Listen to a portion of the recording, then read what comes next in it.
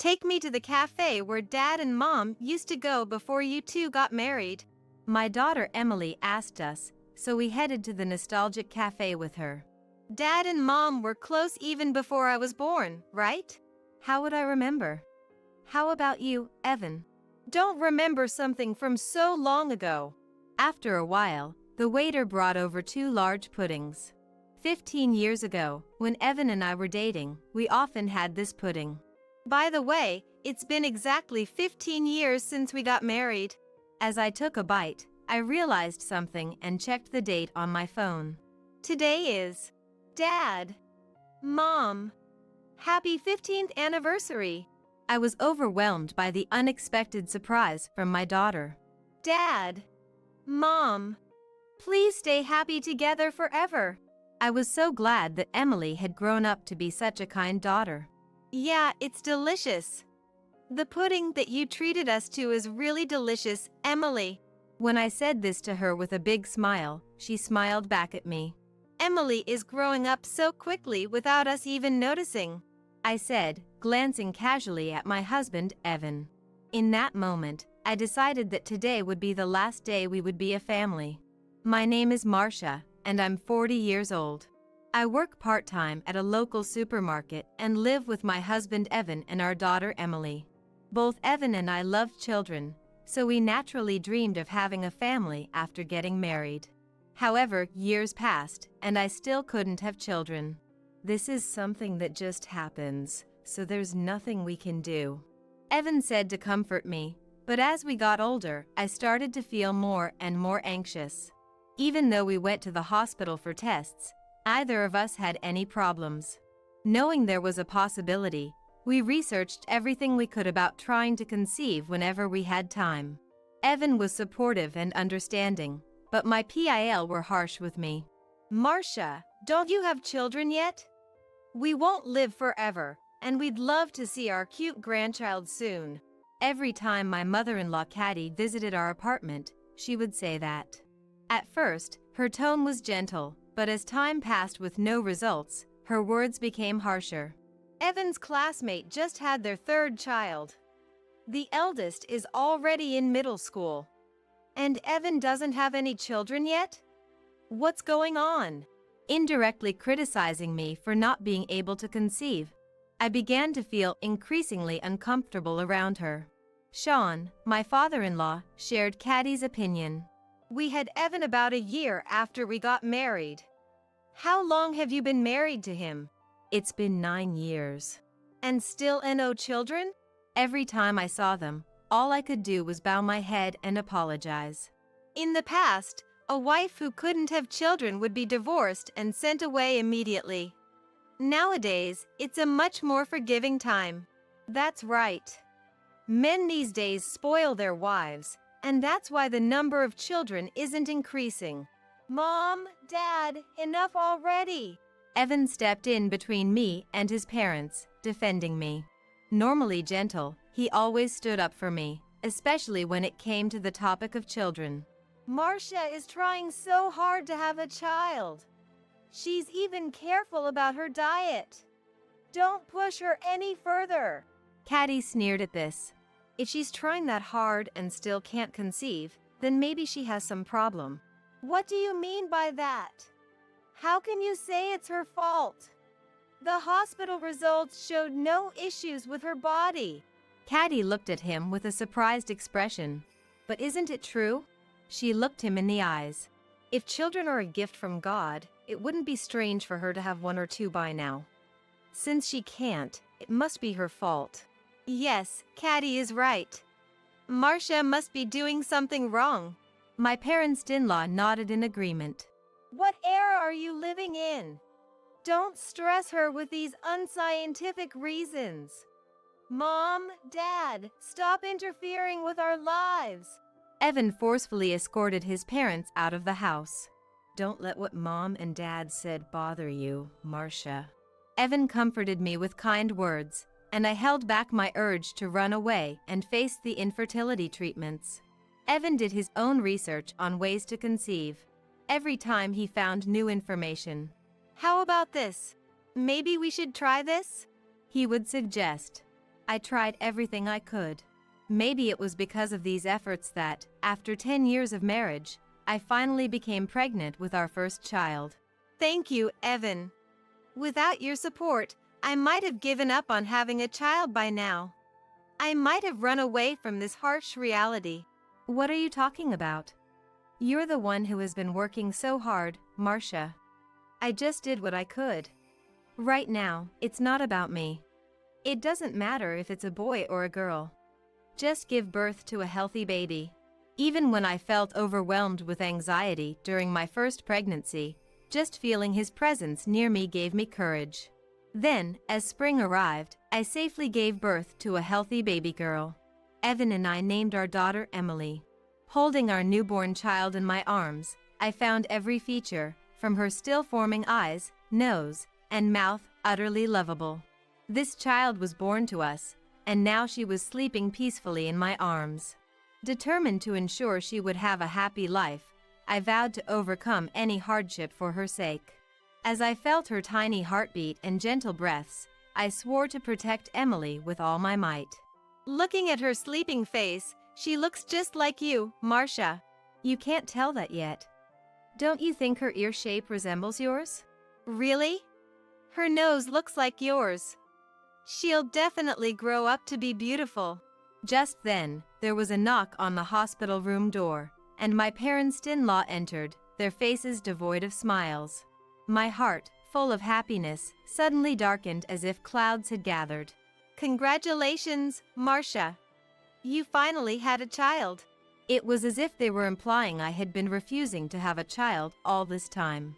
Still, I decided to welcome them with a big smile. Seeing their grandchild's face might soften the expressions of my parents-in-law. Somewhere in my heart, I hoped for this. However, the moment Caddy looked at Emily's face, she exclaimed, "After waiting for 10 years, and this is the result? I'm utterly speechless." She didn't even attempt to touch Emily. "If you were going to have a child, it should have been a boy. This is absolutely unacceptable." She dramatically placed her hand on her forehead and sighed. "Well, it's a girl this time, but next time, make sure to have a boy. We're counting on you." You're acting like Emily doesn't even exist. Did you come here just to say that? That's not it.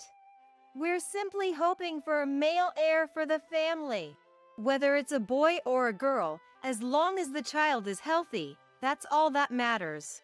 Evan, the furious, was stopped by me tugging on his sleeve. "I'm sorry for not meeting your expectations, Sean, Caddy. Marcia, make sure to reflect on this and have a proper boy next time. Though, given your age, we're not expecting much." With those words, my parents-in-law left the hospital room. They have no idea what they're talking about. I'm sorry. You have nothing to apologize for, Marcia. The way my parents-in-law treated me and Emily was deeply hurtful. However, Evan's empathy and support were my only solace. Despite this, my parents-in-law continued to disregard me and Emily at every opportunity. Caddy seemed to think that not having a son was a disgrace to the family. When it came time to introduce newborn Emily to the relatives, one of them congratulated me. Caddy quickly interrupted. "Unfortunately, it's not a boy. By the way, are we good on food? We should prepare more beer since more guests will arrive." She diverted the topic away from Emily and me. "Please, stay out of sight in front of the relatives. The room next door is empty, so go play with Emily there." Caddy treated us like nuisances, physically distancing us from the family. 3 years passed, and Evan began to change. He used to be supportive, but now he was coming home late and often absent even on his days off, citing work as the reason. Initially, I accepted it as part of his busy job, but his behavior towards Emily also grew cold. One evening, as the front door opened, "Dad's home! Dad's home!" Emily dropped her picture book and ran to hug Evan's legs. Previously, "Hey, Emily. I'm home. Were you a good girl?" Evan would have smiled and lifted her up. But recently, without a hint of a smile, he said, "I'm tired. Marcia, take care of Emily." He forcibly removed Emily, who clung to his legs. Unfazed. "Dad, hug me." Emily persisted. "Be quiet. You're giving me a headache. If you don't behave, I'll throw you out."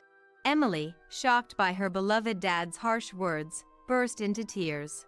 There, it's okay. Don't be scared." After she calmed down, I looked at Evan. "Whatever's happening at work, you shouldn't take it out on Emily." "Shut up!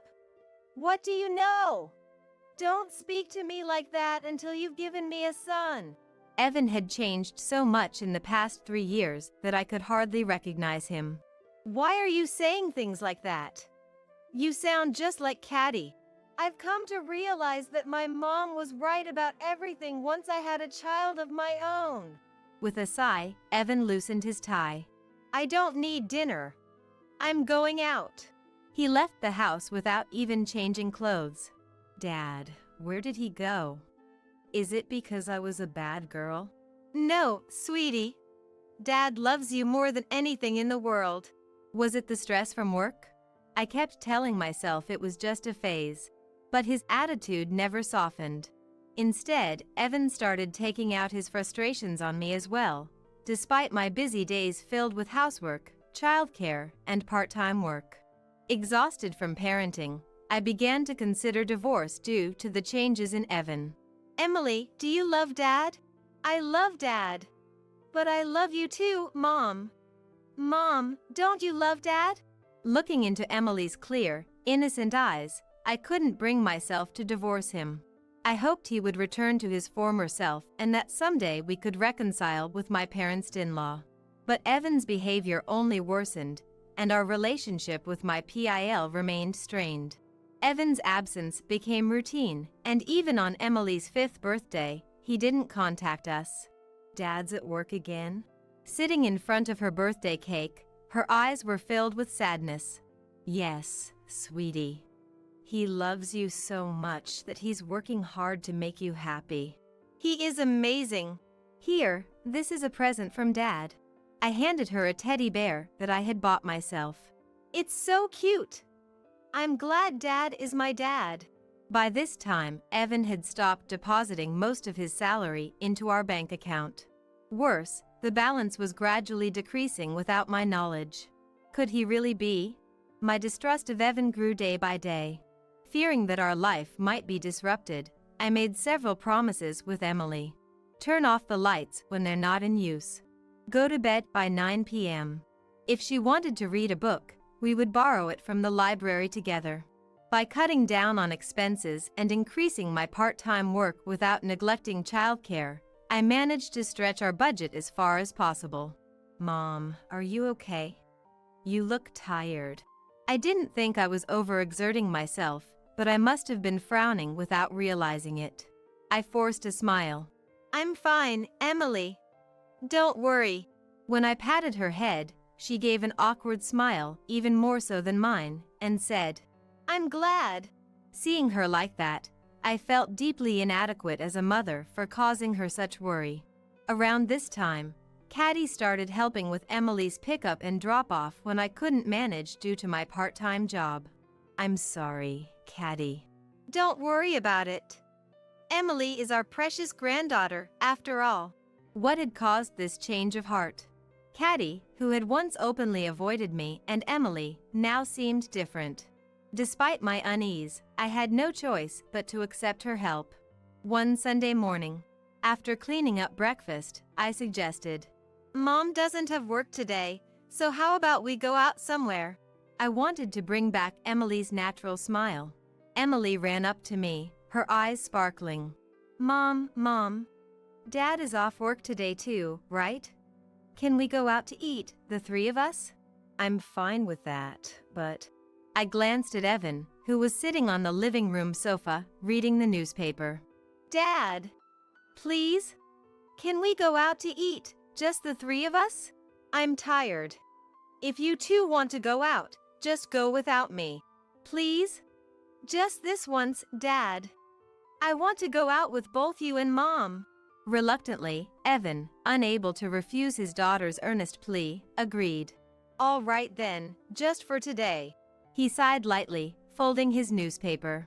Emily seemed to have a particular place in mind. I heard from Lily. That cafe where you and Mom used to go a lot. Take us there. Lily is a former colleague from the company I used to work for, who still visits us occasionally after I left my job to get married. Such unnecessary meddling. Evan clicked his tongue softly while gripping the steering wheel. Dad and Mom, you two were really close before I was born, right? How would you know? Do you even remember? How could I remember something from so long ago? Evan ended the conversation abruptly, but I found myself smiling at the old memories. Look, Mom's smiling. Emily noticed, and I shyly covered my face with both hands. That's creepy. Why are you blushing? Evan's scolding wiped away the nostalgic feelings in an instant. When we arrived at the cafe, there was a reserved sign on a windowside table. Emily tugged my hand. This way. And she rushed over. Emily, that table is reserved. When I called Lily earlier, she made a reservation for us. I couldn't help but laugh at Emily's excitement. Evan, however, seemed uninterested in his daughter's effort, his eyes glued to his mobile phone. After we sat down, a waiter brought 2 large puddings to our table. 15 years ago, when Evan and I were dating, we used to visit this cafe and enjoy these puddings. Seeing the unchanged $2 puddings, both in shape and size, brought a smile to my face. Doesn't this pudding remind you of our younger days? Evan didn't even glance at the pudding, engrossed in his phone. Speaking of which, it's been exactly 15 years since we got married. As soon as I said it, something struck me. I quickly checked the date on my phone. Could it be that today is? Dad, Mom. Happy 15th wedding anniversary. I felt a warm glow in my chest from the unexpected surprise from my daughter. Thank you, Emily. But even though there were 3 of us at the table, the 3rd pudding never seemed to arrive no matter how long we waited. It's taking a while. Emily, go ahead and eat this pudding. Emily shook her head vigorously. This is for you, Mom. Today is your wedding anniversary, so I'm not eating. I paid for it myself. I tilted my head in confusion at her words. Emily, where did you get the money? I had never given her an allowance. Grandma gave it to me. She said it was a reward for cleaning the bathroom and the yard. After I got home from preschool, I cleaned her house every day and saved up. Isn't that impressive? Emily proudly puffed out her chest, but I felt a sense of unease. Did you want to do that yourself? Or did she tell you to do it? I wanted to give you 2 a present for their anniversary. Caddy said if I wanted that, I should clean the house. I really wanted to eat the pudding too, but the store clerk said I only had enough money for 2. Next time, I'll save enough to buy 3. Seeing Emily's eyes sparkle with determination, I felt more sadness than joy. Dad, Mom, please stay happy together forever. Emily's earnest wish made it impossible for me to hold back my tears. Even though she was so young, she had noticed the strain in my relationship with Evan. No matter how much he avoided her and me, to Emily, he was the only dad in the world. For her, it was only natural to want her parents to get along. Realizing how much strain I had put on Emily made me feel deeply ashamed. Emily, I really appreciate your feelings. But you should eat this pudding. No. It's not mine. It's your pudding. Why won't you eat it? Emily's face started to crumple as if she was about to cry, and I hurriedly tried to soothe her. I'm sorry. This is Mom's pudding. I took a spoonful and put it in my mouth. It's delicious. The pudding that Emily treated me to is so delicious. Seeing my beaming smile, Emily finally looked satisfied and smiled back. I ate half of the pudding and then slid the plate over to Emily. It was so delicious. Mom's full now, so you can have the rest. Oh, all right. Emily began eating the remaining pudding. She must have really wanted to eat it herself. But she had restrained herself for our wedding anniversary. I felt so grateful that she had grown into such a kind-hearted girl.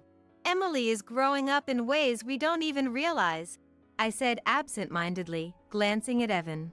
Evan, however, was still engrossed in his mobile phone, having pushed the pudding to the edge of the table without touching it.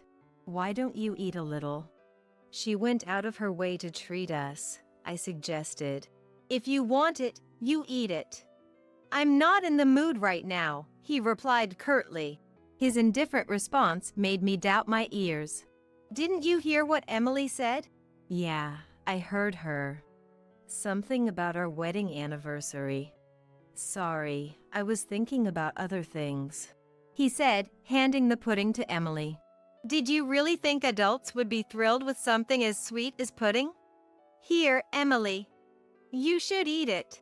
You don't have to say it like that. You should appreciate her kindness, I snapped. Well, I'd be much happier sleeping at home than being treated to this pudding, he retorted. I couldn't contain my anger at his utter lack of appreciation for Emily. Is that how you talk to your daughter?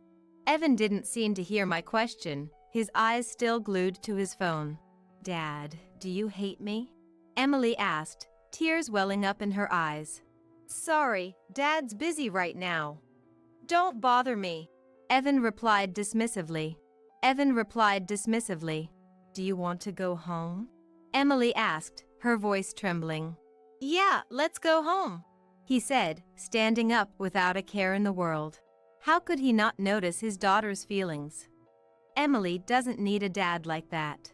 My feelings for Evan chilled dramatically. Back home, Emily remained downcast. Something Evan was too absorbed in his phone to notice. I opened the drawer in my room and slipped the savings I'd been accumulating for emergencies into my handbag, then rushed out of the house and headed to a detective agency in the next town. A month later, I was called by the detective and informed of a certain fact. He is definitely having an affair. Spread across the desk were dozens of photos showing Evan enjoying meals with a young woman and entering and leaving hotels. So, it was that after all.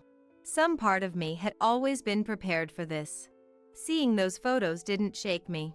What surprised me most was that his infidelity involved multiple women. It seems he didn't have a specific partner. He used dating apps and social media to meet women indiscriminately, with most encounters ending after just one meeting. Still, the fact remained that Evan had betrayed Emily and me. I immediately went to pick Emily up from kindergarten and headed straight to the train station instead of going home. I called my dad, Neil, and my mom, Rosie, explaining the situation and asking if we could stay with them for a while. Aren't we going home? Neil and Rosie are waiting for us. They're excited to see you, Emily. What about Dad? I couldn't bring myself to answer her question. Upon arriving at my parents' house, I mailed the completed divorce papers to Evan. Hey, what do you mean by divorce? 3 days later, Evan called after receiving the divorce papers. It means exactly what it says. Don't be ridiculous. Bring Emily and come back right now.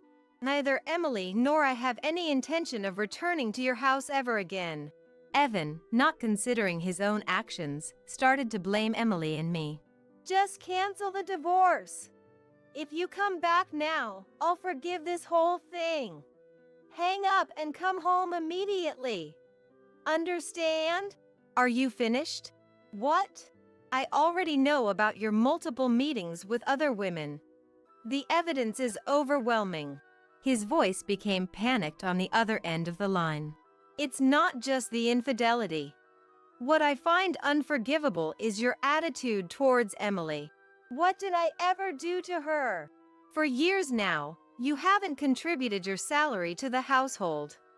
Moreover, you've been withdrawing large sums from our joint bank account every month. Did you think I wouldn't notice? That account was meant for her future, as we agreed. How could you touch that money? I just borrowed a bit. I was going to put it back soon. He quickly made excuses, but the amounts were too large and the period too long to be a mere loan. You were buying expensive brand name gifts for the women you liked, weren't you? I know everything. I have nothing more to say to you. Just then, Emily came over and leaned toward the phone. I hate you, Dad. Goodbye. Emily? Tomorrow, we can go to the amusement park together. Evan continued to say something, but I hung up and immediately blocked his number.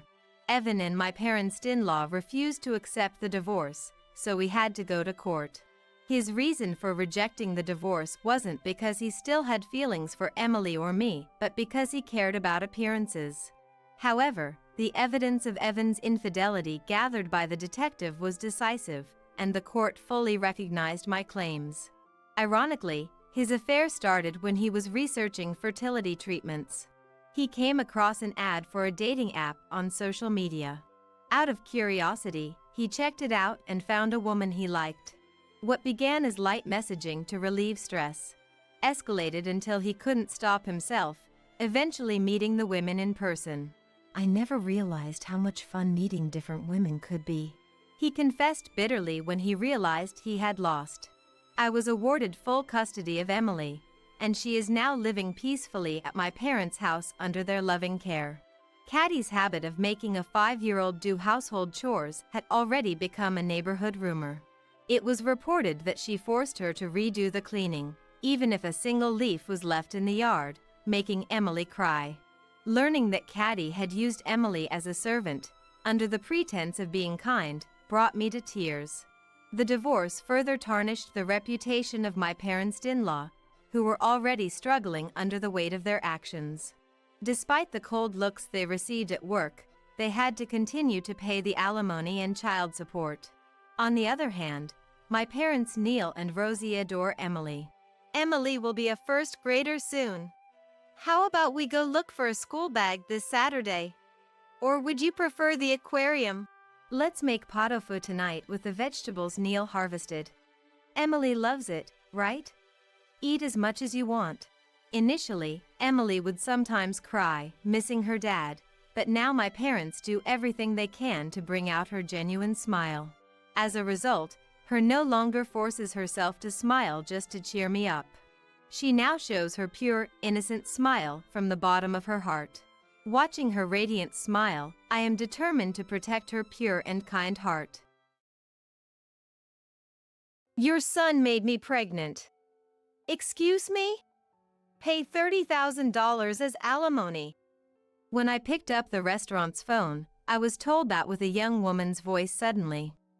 She was utterly one-sided in the conversation and not even giving her name. I completely underestimated that must be a prank call. So I never expected that this call would lead to such a mess. My name is Melissa Brown. This may sound self-flattering, but I run a popular restaurant somewhere in New York City. We have been featured on national television and in magazines, and thanks to that almost every seat for lunch and dinner is booked every day.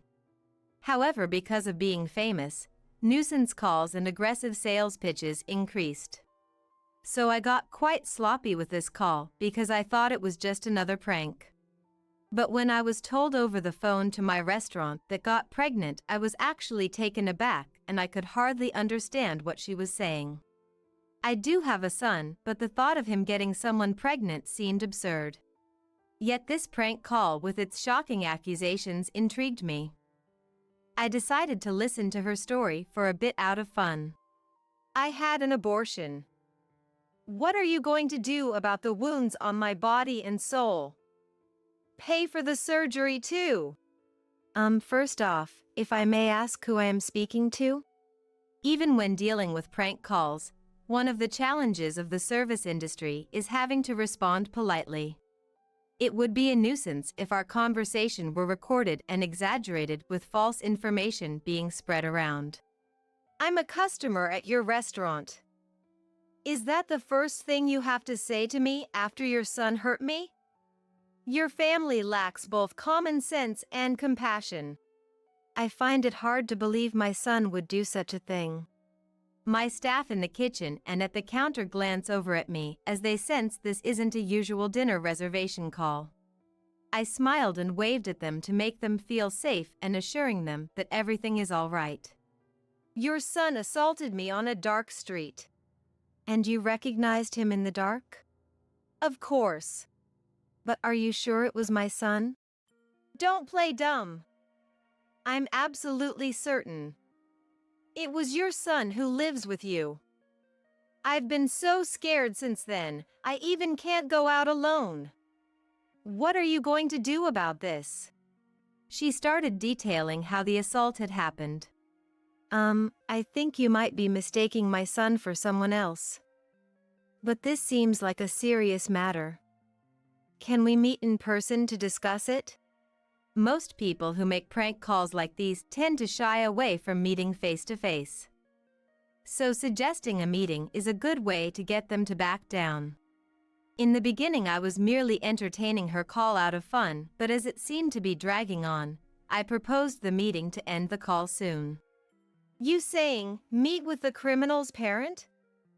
How dare you suggest that kind of thing to a victim? But I'd like to verify your story in person. Are you saying I'm lying? That's not what I mean. To be honest, I wanted to say you're lying, aren't you? But I held back. Then she started berating me and saying, I can't believe a person like you is a business owner. Why don't we meet and talk about this anyway?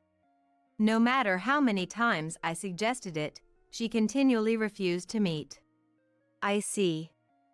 So what do you want me to do? Pay me alimony. $30,000. But it's a case of mistaken identity anyways, and also I can't afford such a large amount of money. You can pay.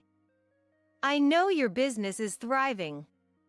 Pay it or I'll sue you. Even though my business is thriving, it's just a small place and $30,000 is a large amount of money and I don't even intend to pay. Are you sure you want to involve the police? I don't mind. At my unhesitant response, the woman fell silent for a moment. If my son truly did such a thing, I should hold him accountable as a parent. But I don't think he did. You're pretty confident he didn't do it, huh? Maybe you should have some doubts about your own son. I would believe it if there was evidence. Do you have any? Evidence? I'd be troubled if you asked me for money without any proof. There was silence on the other end of the phone as the woman seemed to be contemplating something. If there's no proof, I'm hanging up. I said that and trying to end the call, then. Hold on. If there's evidence, you'll pay the alimony, right? Well, I would consider it. Then wait. I'll bring the evidence. With that, she hung up the phone almost as soon as she had finished speaking. Owner, are you all right? There's no problem. It's just a prank call. One of my employees, Mr. Murphy, voiced his concern, so I reassured him like that. There's no way she has any proof, so I don't expect she'll call back again. But I have an uneasy feeling that she might barge in and cause a scene at the restaurant. In the evening, while preparing for dinner, I had completely forgotten about the phone call. Mr. Murphy ran up to me, holding a manila envelope in his hand with his face as pale as a ghost. What's the matter? It's not like you to run in the restaurant. Owner, this came. What he handed me was a letter. Ms. Melissa Brown. I was assaulted and impregnated by your son. Please transfer $30,000 as alimony. Written below were the bank transfer details and the recipient's name was Karen Williams. Mr. Murphy was pale and disturbed because he was the first to see the contents of the unsealed and unsigned letter. Calm down. But you know my son, right? Hearing this, he seemed relieved. There was something else in the envelope. I pulled it out and it was a pregnancy test. What's that? This commotion attracted the other employees. All of them seemed taken aback. Could it really be the owner's son? Some employees gave me a contemptuous look, but they were quickly convinced when I explained. I put away the things that had been sent on my desk and returned to my usual work. A few days passed without transferring any money, but during this time there was an unsettling incident. Owner, this came again. Mr. Murphy came with the manila envelope in his hand and looking fed up. I see. Check the contents and put it away in the usual place. Recently, these harassing letters had been dropped in the restaurant's mailbox many times a day. Are you planning to run? Pay up. The owner is a parent of a criminal. Her son got a college girl pregnant and didn't even apologize. The owner of this restaurant is a heartless and cruel woman with no sincerity. Irresponsible, overprotective, toxic parent. It's your fault your son became like that. Take responsibility. I'll make sure no customers come to this restaurant. It's for the good of the world, for the good of the people. I wonder what would make customers stop coming to a restaurant. Like those restaurants where they put that greasy, black, and disgusting thing in the food. I wouldn't go there again, that's for sure. The content escalates progressively and the last part is practically a threat. Thankfully, no claims have been made that anything is actually in our food. But the constant anxiety that we might be set up is exhausting. Amid all this, something caught my attention. Well, again, a vacant seat increased at lunch. The number of customers was just gradually decreasing. Yes, it's unusual. Today we even had 2 tables empty. My thoughts went out to the poor ingredients waiting to be prepared in the kitchen. Owner! I looked up at Mr. Murphy's call to see him heading my way with his laptop. Look at this review site! On the laptop screen, the latest reviews were filled with harsh, slanderous comments. Bad customer service. They don't listen to the customers. Especially the owner who seems to be getting full of herself after appearing on TV and in magazines. The food is getting worse. The soup taste was way more plain than the last time I visited. I saw an employee drop a piece of meat before grilling and sneak it back. Every single day poor reviews were posted, causing our star rating to plummet. I realized that I was shaking with anger. It's unacceptable. Why should this restaurant, which we've worked so hard to build with the intention of pleasing our customers, be wounded by such baseless accusations? Are the preparations progressing? An unfamiliarly low and cold voice involuntarily slipped from my mouth. Yes, they're almost completed. Upon hearing Mr. Murphy's response, I couldn't help but smirk. It's been a week since we discovered the slanderous comments on the review site. Since then, the number of customers has continued to dwindle. When I stepped out into the dining area, Mr. Anderson, a regular, was sitting at the counter next to a young woman. Mr. Anderson, thank you as always. It's tough for you lately, Melissa. When I greeted him, Mr. Anderson offered me words of consolation. Well, this job is my lifeline. I smiled and replied. Mr. Anderson shook his head sympathetically then. You're strong. Especially considering your son's predicament. But don't lose hope. I'm on your side, Melissa. We'll support your son as he atones for his actions. What? I was taken aback and couldn't understand what he was talking about. Well, I noticed this place is quieter than usual, so I was wondering what happened. Then this young lady here kindly showed me a web page about this restaurant. With that, he gestured towards the pretty woman in her early 20s sitting next to him. I really feel for you. I love this place, so I thought I'd come here more often to help out in any way I can. Come to think of it, I recalled seeing this girl in the restaurant quite frequently recently. Excuse me, but what's written here is a misunderstanding. The regulars here were wondering why the place has been so empty recently. So I explained it to them. What? I doubted my own ears and trying to make sense of what she was saying. I mean, isn't it sad not to know the truth? Besides, I thought the owner would be happy to know that people like me and Mr. Anderson still come to this place. You've been spreading online rumors which we're not even sure of to our patrons? I unintentionally raised my voice, forgetting all about formality. Wow, it's scary. The internet says the owner is a terrible person and I thought it wasn't true. But it seems you really are like the parent of a man who assaulted women. I suggest that you should apologize if you think you did something wrong. She twisted away from me. Her movements were as if she expected me to punch her even though I had not raised a hand. Miss, that's not a nice way to talk. Melissa is probably tired from all the things happening. Mr. Anderson defended me, but that wasn't the point. I was about to explain that the fundamental issue was different than suddenly her bag fell from the back of her chair. It must have moved while she was twisting and turning.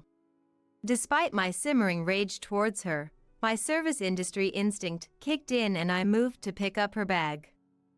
But then I saw it. Karen Williams. The name written on the student ID card that had fallen out stopped me in my tracks. No worries, I'll pick it up myself.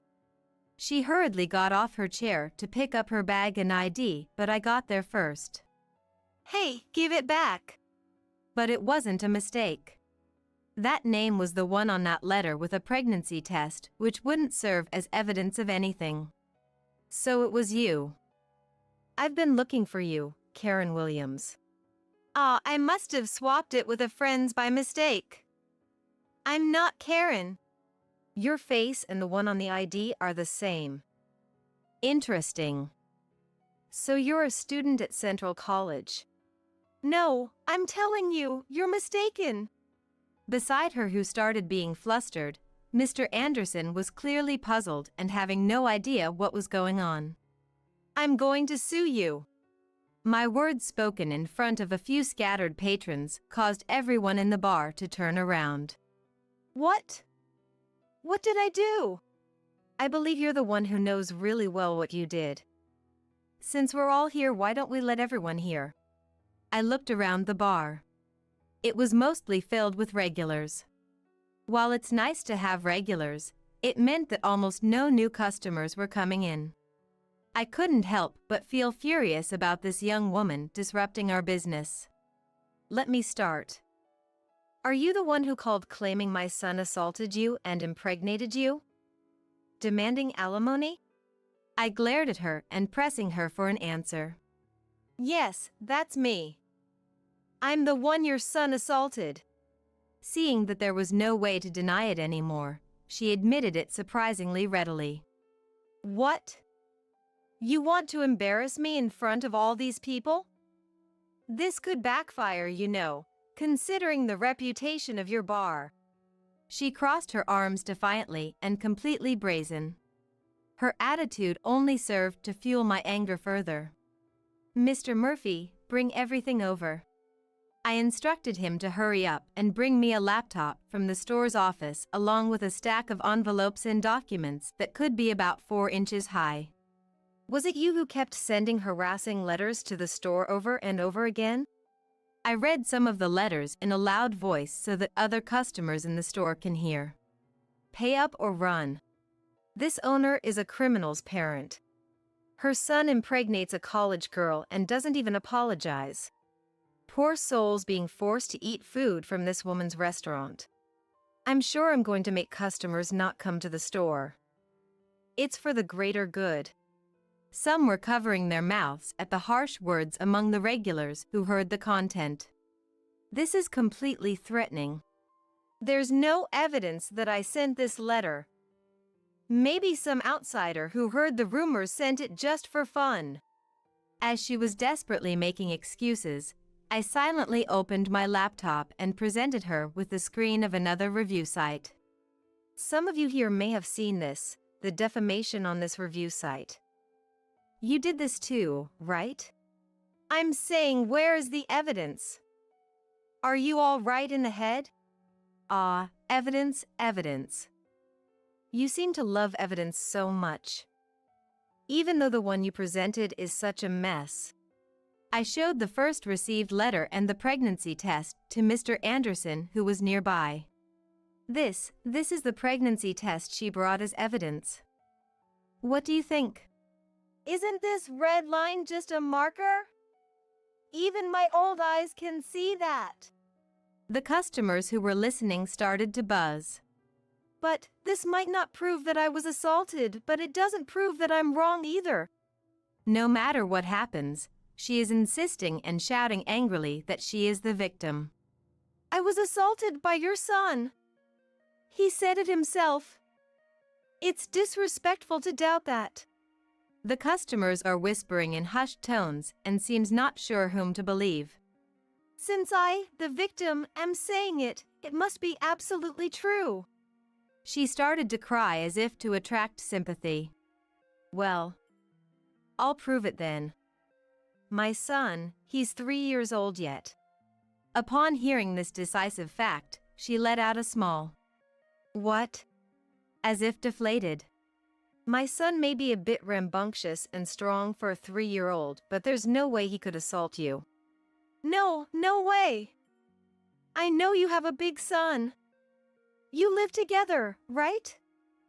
I even have a picture. I heard you talking about dinner. Saying that, she pulled out her smartphone and showed a picture of what looked like a young man talking to me at the back door of the store. Oh, isn't that Taylor? See. You do have 2 sons. Perhaps regaining confidence from correctly naming the person in the photo, her tone increased. That's not correct. I immediately denied what she said. Then who is this person? Don't tell me he's your lover? Having an affair with a younger guy and then that guy impregnates a college girl, what a scandal. Not only is your store done for, but your marriage too. To her triumphant words, I revealed something. This is my niece. Your niece? Yes, and actually it's a girl. I explained that my niece is tomboyish and is often mistaken for a boy even as an adult. She's a college student, and as she boards at my place, I ask her to cook dinner and pick up my son as a form of rent payment. If you need evidence, want me to bring her in person for you to check? I told this to her, who stood there shocked and seemingly unable to hear me. By the way, I've already gathered all the evidence about the harassment letter and the posts on the review site. Evidence? No way. She seemed like she might collapse any second and turned to face me weakly. I've already consulted with the police and my attorney. I explained step by step the preparations I've made with the help of Mr. Murphy, one of my employees. The first piece of evidence was a letter from her with fingerprints that matched those found on the harassment letter. All posts on the review site were confirmed to be from the same person after a disclosure request. With no way out, she sunk to the floor as she drained. You were just saying that it's better to apologize quickly if you've done something wrong, weren't you? She mumbled something while looking pale and looking down, but I couldn't make out whether it was an apology. I will contact the police about you. I'll inform your parents and your college as well. Be prepared for a lawsuit for emotional distress damages. No, please don't do that. I'm still a student. Please spare me. You may be a student, but you're an adult, over 18 years old. You will take responsibility for your actions. I can't handle that. Please, stop. Subsequently, I filed a criminal complaint against Karen Williams for defamation and business obstruction, as well as for damages to the shop. Apparently, she had always been a big spender, buying brand bags and clothes on credit, and ended up committing these crimes after she was unable to make her payments. As a result, she was expelled from her college. This incident even made the news, and I've heard that now she is the one who has been receiving harassments after her personal information was exposed. Through my lawyer, all the slanderous posts on the review site were deleted.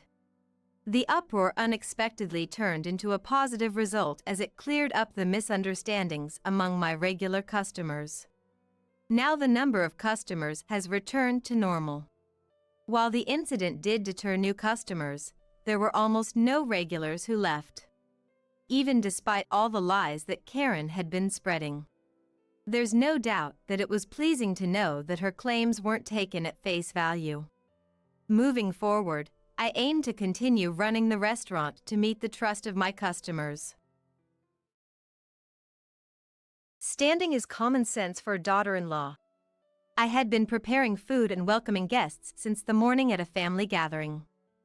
Being 9 months pregnant, I was taking a short break on the sofa in the back. When my mother-in-law, Susan, found me sitting, her expression changed drastically as she approached me and snapped those words. "Susan, I'm sorry. I'm just having some discomfort in my stomach." Unable to stand due to the pain, I apologized while remaining seated on the sofa. As I struggled to get up, Susan, seeming to give up, turned to leave but then shockingly kicked my stomach. "Susan, how could you?" I immediately curled up to protect my stomach, and fortunately, I didn't feel much pain. "It's your useless body that's the problem." This was a line I was all too familiar with after always being oppressed, but I was left speechless by the shock of being kicked in the stomach. Someone, who had been silently watching this scene, waited until Susan was seated, and then. "My name is Anne. I'm a 32-year-old housewife. I live happily with my husband Tom and our 3-year-old son. I am currently 9 months pregnant with our second child. Before the pregnancy was confirmed, it was decided that Tom would be transferred to work abroad alone. Although Tom insisted on staying in America, I didn't want him to give up his dream of working overseas, a goal since our dating days. After I encouraged him to the end, he promised to go abroad for just 3 years, and then he left. While I felt joy in supporting my husband's dream, there was one concern. The insidious harassment from Susan and Mike, my father-in-law. While Tom was around, they adored us, but in his absence, they subjected me to daily verbal abuse. Since Susan and Mike were kind in front of Tom, I always tried to bring him along. But for the next 3 years, I'll have to endure their malicious harassment alone, which is disheartening. However, I couldn't discuss it with Tom, knowing it would only add to his worries and considering Susan's feelings towards her son. Initially, I tried to please them by complying with everything, but no matter what, I only faced their resentment. All I want is to get along with Mike and Susan. Desiring a peaceful relationship with Susan and Mike, one day, I finally broke down and decided to be submissive. Then I heard shocking words from them. "You stole our precious son from us." That's what Susan declared. "Ever since you married our son, he hardly pays any attention to us." I finally understood the root of their relentless harassment. Susan and Mike were so overly fond of their son that they were jealous of me, his wife. "If that's the case, I can always come with him." Startled by Susan's unexpected confession, I tried to find a solution and offered various suggestions.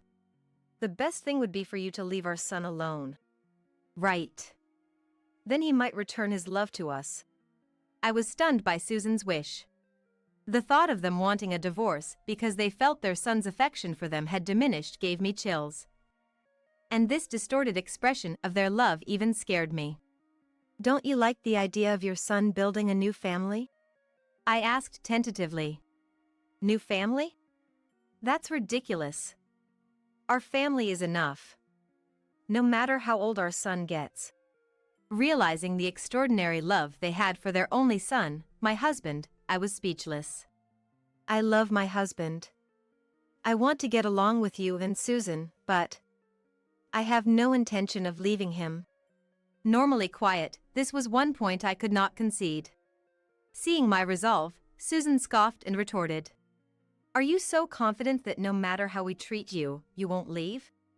From that day on, their harassment only intensified instead of diminishing. At one point, Knowing I was allergic to shrimp, they sneakily added it to the fried food. I was about to eat it when my husband, who always harped on about my allergy, noticed and warned me. Shrimp? I'm sorry. Actually, this was a gift. I forgot you can't have shrimp. Susan apologized to me repeatedly, making excuses. My husband seemed satisfied and asked her to be more careful in the future. But even as they spoke, Susan was stepping on my foot under the table. Amidst such harassment, we were leading a peaceful life when my husband's transfer overseas was confirmed. Susan and the others turned pale with shock as I celebrated. Overseas. That's going to be hard on the child and Anne, right? My father-in-law, Mike, really just not wanting to be separated from them, used me as an excuse. My husband said it was a decision we made together, and I knew the anger would soon be directed at me. And, did you even consider my grandchild's feelings? Unsatisfied with my decision, Susan interrogated me like it was an inquisition. Fed up, my husband finally spoke out. Both of you, enough. Working abroad has always been my dream. And is just supporting me in that. He immediately defended me. We support you too. But now just isn't the right time, is it? Mike seemed a bit sorry, yet unable to agree. That's right. The grandchild is only 3 years old. It's too much for Anne. Susan, for once, seemed to be on my side, using my name in her argument. I'm fine.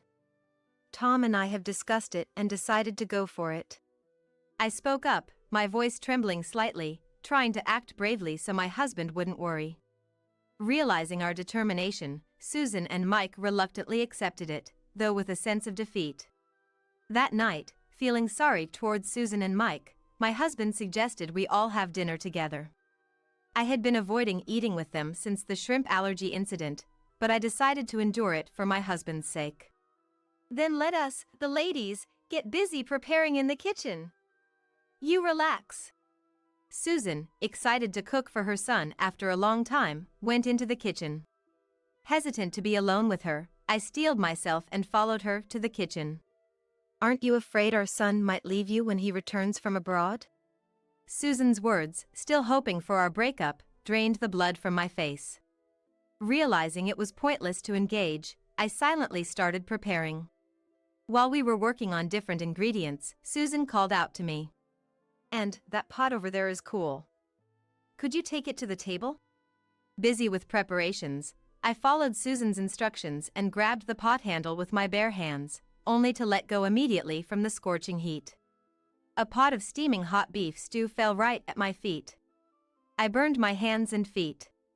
Hearing my scream, my husband and Susan rushed over.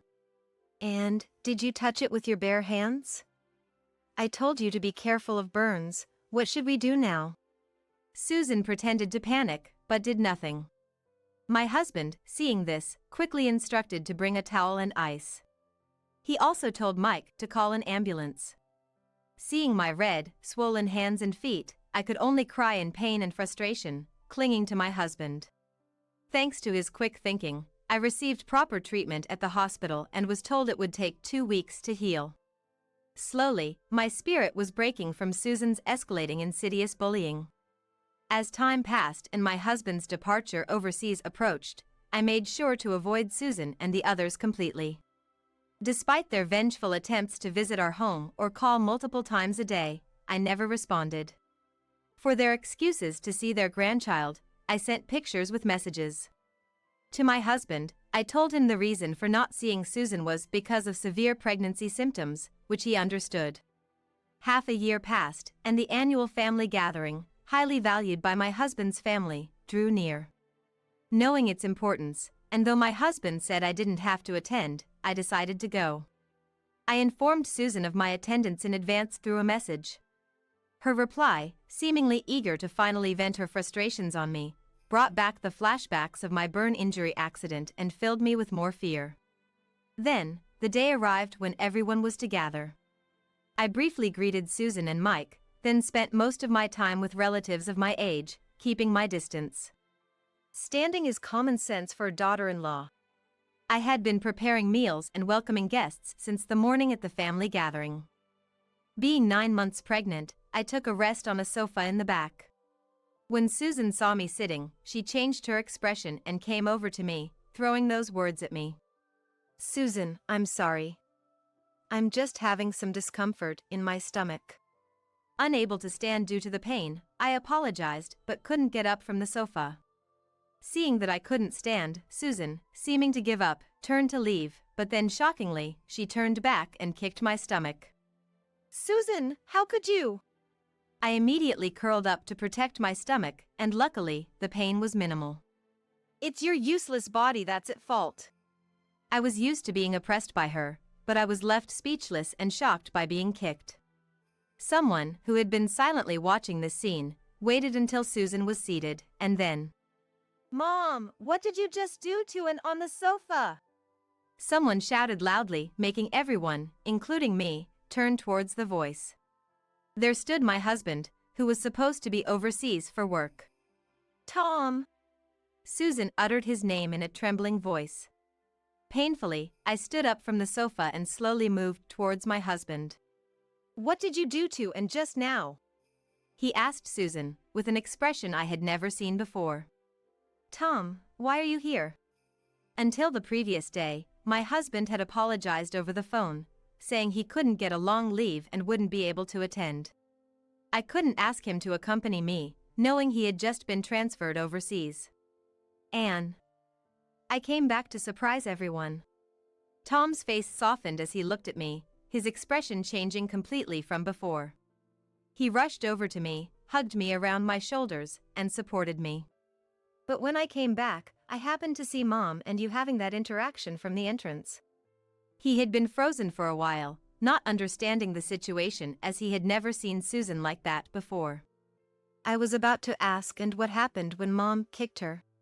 Hearing this, I realized he had witnessed Susan kicking my stomach.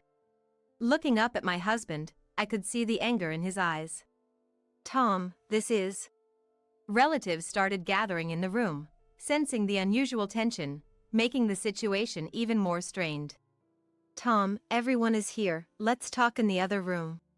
Susan tried to calm my husband with a quiet voice, attempting to defuse the situation.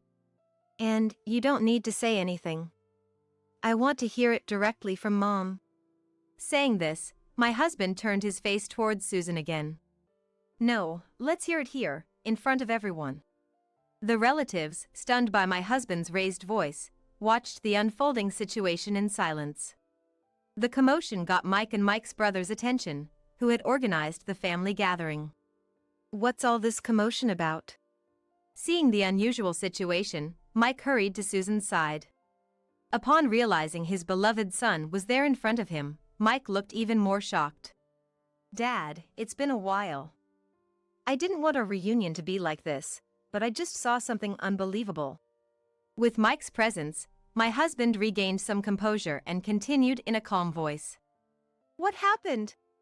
Mike looked slightly uneasy. He already knew Susan had done something to me. Having always turned a blind eye to Susan's bullying, he was part of it too. "It was just, and I were talking." Susan stubbornly refused to admit she had kicked me, trying to get out of this situation. However, my husband quietly glared at her, wanting her to confess. Sensing the conversation wasn't progressing, I finally spoke up. "You kicked me in the stomach, didn't you?" I finally revealed in front of everyone that Susan had kicked my stomach. Hearing this, the relatives began murmuring. "And what an accusation! I would never do such a thing!" Susan shouted, flustered. "Never, what, Mom? I saw it with my own eyes." My husband expressed his frustration and anger at Susan's denial and her true nature. As he seemed about to confront Susan, I urged him desperately to stay calm. "Tom, are you sure it wasn't a misunderstanding? Susan doing such a thing." Mike continued to defend Susan until the end. Hearing this, my husband's suspicion only deepened. "Dad, even now, you're siding with Mom?" My husband was speechless at Mike's attitude, seemingly more afraid of Susan facing critical judgment than the fact she had kicked me. "Tom, I could only hold his hand tightly. The ease with which his parents dismissed their daughter-in-law raised my husband's suspicions, bringing up a question in his mind. Anne. This isn't the first time, is it? My husband's intuition seemed to pick up on something from Susan's behavior. Trying not to worry him, I felt both frustrated and relieved that my strongest ally had finally appeared, bringing tears to my eyes. Realizing this wasn't the first incident, my husband asked, "Mom, what terrible things have you done to Anne?" His anger not subsiding but intensifying. The relatives intervened to stop Tom as he approached Susan and Mike. "Tell everyone here what pain you've caused, Anne." As Susan heard this, her face turned pale, and she collapsed to the ground. "Tom, it's too harsh to treat Susan like this in her condition." Mike began to show anger towards Tom. "Harsh? Then what about that burn?" Susan and I were shocked, as if our thoughts had paused for a moment. And the one who raised his voice upon hearing this was, surprisingly, Mike's brother. "And was burned?" Mike's brother, who had been quietly observing what he thought was a mother-in-law and daughter-in-law issue, spoke up for the first time, surprised by the unexpected development. "It seemed strange to me that day, and got a severe burn holding a pot of just done beef stew with her bare hands." My husband had been troubled by the fact that I had done something I would never normally do, and would always check if it's safe before handling a pot with her bare hands if it were her own decision. I always had a habit of double-checking everything, whether it was cooking or leaving the house, which my husband knew well. So, it seemed odd to him that I would grab the pot without thinking. "The beef stew was made by Mom. Did she say something at that time?" As he pressed for answers, Susan and Mike fell silent. Some relatives defended Susan, while others expressed disbelief. I decided to reveal everything. "That time, Susan said it was cool, right?" I repeated Susan's words with courage. I explained how I was busy with my own cooking preparations that day and took Susan's words at face value without checking the pot. "I regret not verifying and ended up getting burned." I admitted my mistake. Hearing this, Susan's expression changed, and she glared at me, shouting, "You are just trying to slander us. What kind of daughter-in-law are you?" Susan, who had been subdued, became enraged when faced with me. "I'm not stupid. I have saved our interactions as evidence." I had secretly been collecting evidence of Susan and Mike's insidious harassment, in case I couldn't endure it any longer. My husband showed a surprised expression, then I said, "Tom, I'm sorry I kept quiet. I didn't want to worry you, and I was afraid of ruining your relationship with Susan and Mike." The root of his parents' harassment stemmed from their affection for their beloved son. It was a twisted love, but I wanted to avoid worsening the relationship between Tom, who had been raised with much love from his parents. Susan and Mike, not expecting that I had been considerate of them, turned pale upon hearing this. "Mom, Dad, did you hear? Even after all this, and was still thinking of us." Tom apologized to me, ashamed that he hadn't realized the situation. "And I'm so sorry my parents made you suffer this much."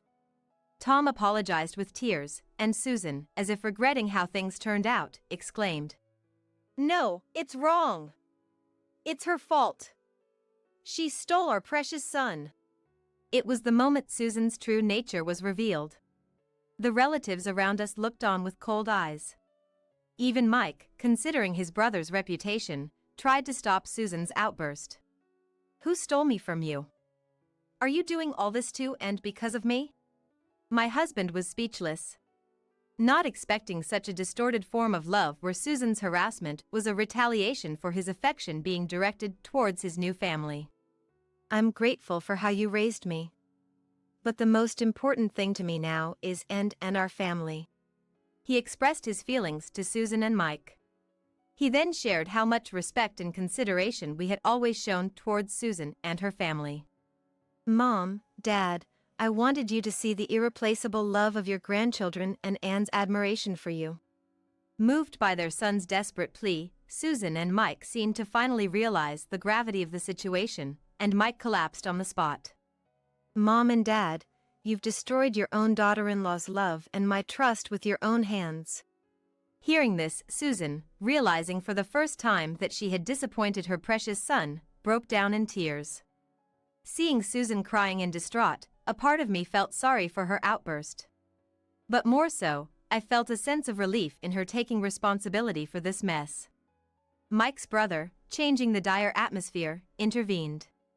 "All right, this isn't a spectacle. The four of you, please move to a quieter room." With those words, the other relatives awkwardly dispersed. Receiving words of sympathy and encouragement, I began to relax a bit. Supported by my husband's arm, we moved to a quieter room as Mike's brother suggested. Once the four of us were inside, an uncomfortable silence filled the room. My husband still had questions for them, eagerly wanting to confront them. However, Susan and Mike looked so exhausted that he hesitated to speak. Then, Mike's brother entered the room. "Now we can have a calm discussion. Is it true that Anne was subjected to insidious bullying?" With a stern expression, Mike's brother asked directly. After a moment of contemplation, Mike finally nodded in resignation. Triggered by Mike's acknowledgement, my husband burst out. "To think my parents would do this while Anne was protecting our child and unborn baby, it's shameful." He voiced all the accusations as if speaking on my behalf. He revealed that the shrimp allergy, the burn, and the kicking were all acts of spite towards me. "I can't understand how Dad and Mom could hurt Anne to such an extent." Disappointed beyond imagination, my husband's disillusionment deepened. Then, Mike's brother brought an end to the discussion. "Tom, that's enough. As your uncle, I'm deeply sorry for such a shameful sibling. I can't forgive what they've done." He apologized to us, then rushed to Mike and struck him on the cheek. "As your brother, I cannot forgive your actions. Don't show your face at family events anymore." He then instructed Susan and Mike to leave immediately. Susan and Mike seemed to want to say something to me, but the fact that they had kicked me remained unchanged. I ignored their expressions and stayed close to my husband's side. Once Susan and Mike were out of sight, I finally felt a sense of closure and, perhaps relieved, I broke down crying. I don't remember much about what happened next, but my husband stayed by my side until the end. After the revelation of Susan's insidious bullying, my husband forbade any contact or visits from them. This helped me avoid seeing Susan, and gradually, my emotional wounds began to heal. The overseas transfer that was supposed to last 3 years was cut short by my husband, who didn't want to be away any longer. He returned to America after just 1 year. Initially, I was a bit apprehensive, but I supported his return, prioritizing the safe birth of our second child. Now, we are eagerly awaiting the birth of our second child as a family of 3. Susan still sends daily messages of apology, wanting to mend our relationship. When I express my fear of seeing them, my husband continues to prioritize my feelings. The relatives also talk about how haggard Susan looks now. And the general consensus is that it's their own fault. In a situation where my husband and relatives are on my side, there's not much Susan and Mike can do. So, once our second child is born, I plan to show them the baby. However, I have no intention of repairing the relationship with Susan and Mike. I'm resolved to spend an ordinary life with our family of 4, combining our strengths. "I'm going to marry your sister. ATM is no longer needed." I could hear the mocking laughter over the phone. But I didn't let out a surprised sound. I thought if I played into their hands, it would weaken my position. And by now, I had not an iota of love left for my husband, Zach. "Okay, brace yourself," I replied calmly, but inside, anger was boiling over. Zach, who dumped all the childcare, elder care, and housework on me, was enjoying an affair with my sister, Nicole. And Nicole too, after borrowing all that money from me, she slept with my husband and even called me an ATM at the end. It was unforgivable. "You're okay with us divorcing, right?" When Zach pressed me, I simply nodded yes. On the other end of the phone, the two of them cheered. "Enjoy it while you can." There's no way they won't get their comeuppance for belittling me like this. I bit my lip hard. My name is Maggie. I'm 60 years old, living with my husband Zach, who's 5 years my senior. Our son, Alan, is 30 this year, already independent and out of the house. I was working part-time at a grocery store until recently, but due to the recent surge in prices, I was forced into early retirement for cost-cutting. The manager, who was very kind since I worked there for many years, even gave me a severance package despite being part-time. It's a bit sad to retire before reaching the age of retirement, but working at the grocery store definitely helped me grow. So I'm very grateful to the manager who continued to employ me. One might think I'm set for a slow life in retirement, but actually, I'm having some domestic issues. Well, more with Zach than with the household. With our loveless and distant marriage, I'm very anxious about living together for many more years. Why did it come to this? Let me start from the beginning. I met Zach over 40 years ago. Back then, I was a student job hunting, talking to various industry veterans. Most of them were seniors from the newspaper club I was part of. At a club drinking party, many alumni, including Zach, would show up. Maggie, what kind of company do you want to work for? Zach, rumored to be the handsome senior in the club, asked me with a comfortable distance. I honestly told him I wanted to work for a stable company. How about the bank I work at? Banking's probably the most stable, right? Indeed, it seems like a solid job. While my response was cliché, I was happy Zach invited me to his bank. Encouraged by Zach, I applied to his bank and got the job. It wasn't too difficult as the bank hired many students from my university. Once I started working at the bank, I realized many women liked him. Zach, always invited out for meals after work, seemed out of reach for me. But Zach often asked me out, and despite feeling guilty towards his other admirers, I started going out with him more as I was interested. So, we started dating and got married 3 years later, after which I quit the bank.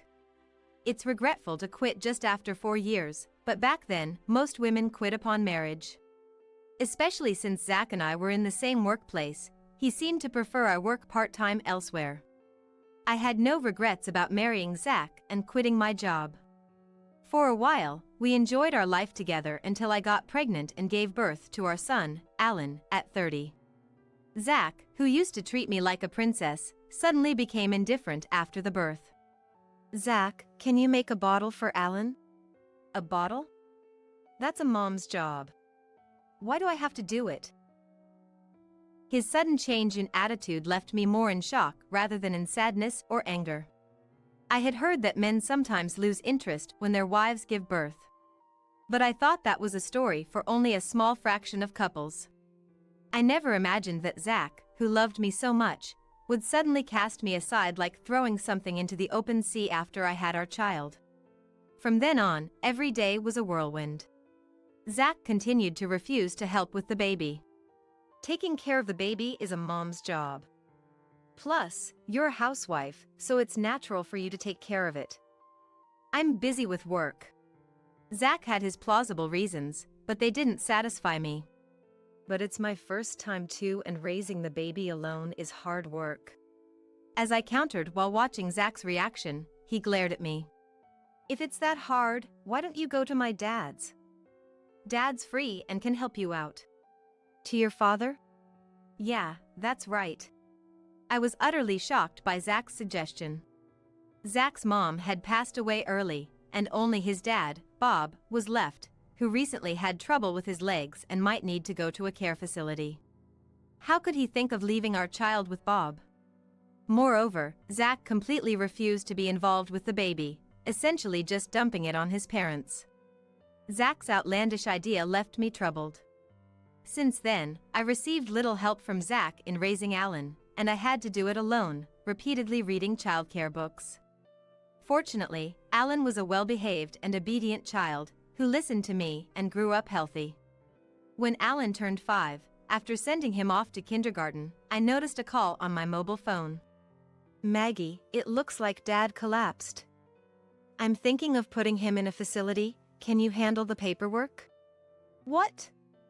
collapsed? Is he okay? And about the facility? I was very surprised by Zach's call. The news of Bob's collapse was alarming. I hoped he had been taken to the hospital in time. Given Bob's leg condition, it must have been quite a struggle. Bob had always been fond of me, treating me like his own daughter, and I regularly took Alan to visit him, even without Zach asking. The in-laws' house was about a 40-minute drive from our home. Every time we visited, "Thank you for coming all this way," Bob would say with a kind smile. Alan and I both loved Bob and, despite the distance, always wanted to visit him again and again. Hearing that Bob had collapsed, I was filled with anxiety, but Zach only mentioned putting him in a facility in a matter-of-fact tone, which irritated me. "Just handle it, I'm busy with work, okay?" "Wait a minute." Zach cut the call quickly after saying his piece. The idea of putting Bob in a facility was unthinkable to me. Unless it was Bob's own wish, it seemed like Zach was just deciding to put him in a facility on his own. After much thought, I decided to take care of Bob myself as soon as he recovered. When I arrived at the hospital where Bob had been sent, he was in the hospital room and had already regained his consciousness. Bob was over 70 but had struggled to continue the family's farming business despite his leg issues. Both Zach and I had asked Bob to rest, but he insisted on going to the field that day. "Maggie, sorry for troubling you." "No, please, just don't strain yourself anymore." "All right." It seemed Bob had learned his lesson this time and stopped going to the field after being discharged. Bob's field was no longer used for crops, leaving only an empty land. Though it could be revived with care, the land would probably be passed on to Zach, his only son, who I doubted would take up farming. I felt sorry for the neglected field but thought it was for the best if it meant Bob wouldn't strain himself further. After that, I started caring for Bob, visiting the in-laws' house about 3 times a week. I also began working part-time at the grocery store around that time, juggling work, childcare, caregiving, and household chores. For childcare, I switched Alan from kindergarten to daycare with extended hours, managing to make time. I worked 4 mornings a week till after lunch and then went to the in-laws' house. After caring for Bob, I would pick up Alan from daycare, go home, and make dinner. It was very challenging initially due to inexperience. Though it became slightly easier as I got used to it, I didn't realize how tired I was becoming. I had no time to talk to Zach and was overwhelmed just dealing with the tasks at hand. 10 years passed in this manner, and I turned 45, Zach 50. By then, Alan had become a teenager and often rebelled against me. But I saw this as a sign of his growing independence and, while feeling a bit lonely, I was happy about his growth. However, Alan never showed any defiance towards Zach. In fact, he hardly ever spoke to him. Zach had abandoned any childcare responsibilities from Alan's birth, leaving everything to me, so it seemed Alan didn't really think of Zach as his dad. It was around this time that our loveless and distant family relationship reached a critical point. The catalyst was a call from my sister, Nicole. "Hi, Maggie. I just got back from a trip to Hawaii with friends and I've got some souvenirs for you. Can I drop by your place?" Nicole, my elder sister by 3 years, has always been reckless with money and had a fiery temperament, making us quite incompatible. She always wore flashy makeup and was more beautiful than me.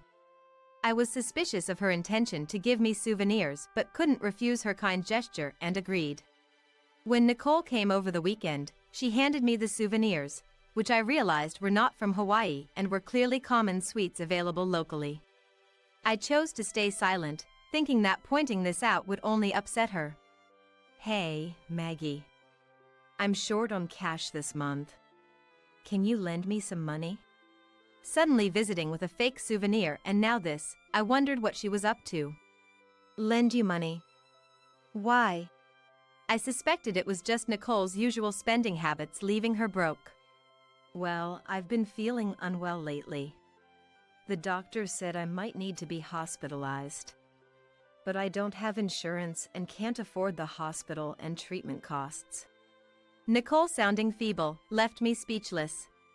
What kind of illness required hospitalization? I silently stared at Nicole, who looked at me pleadingly. Okay.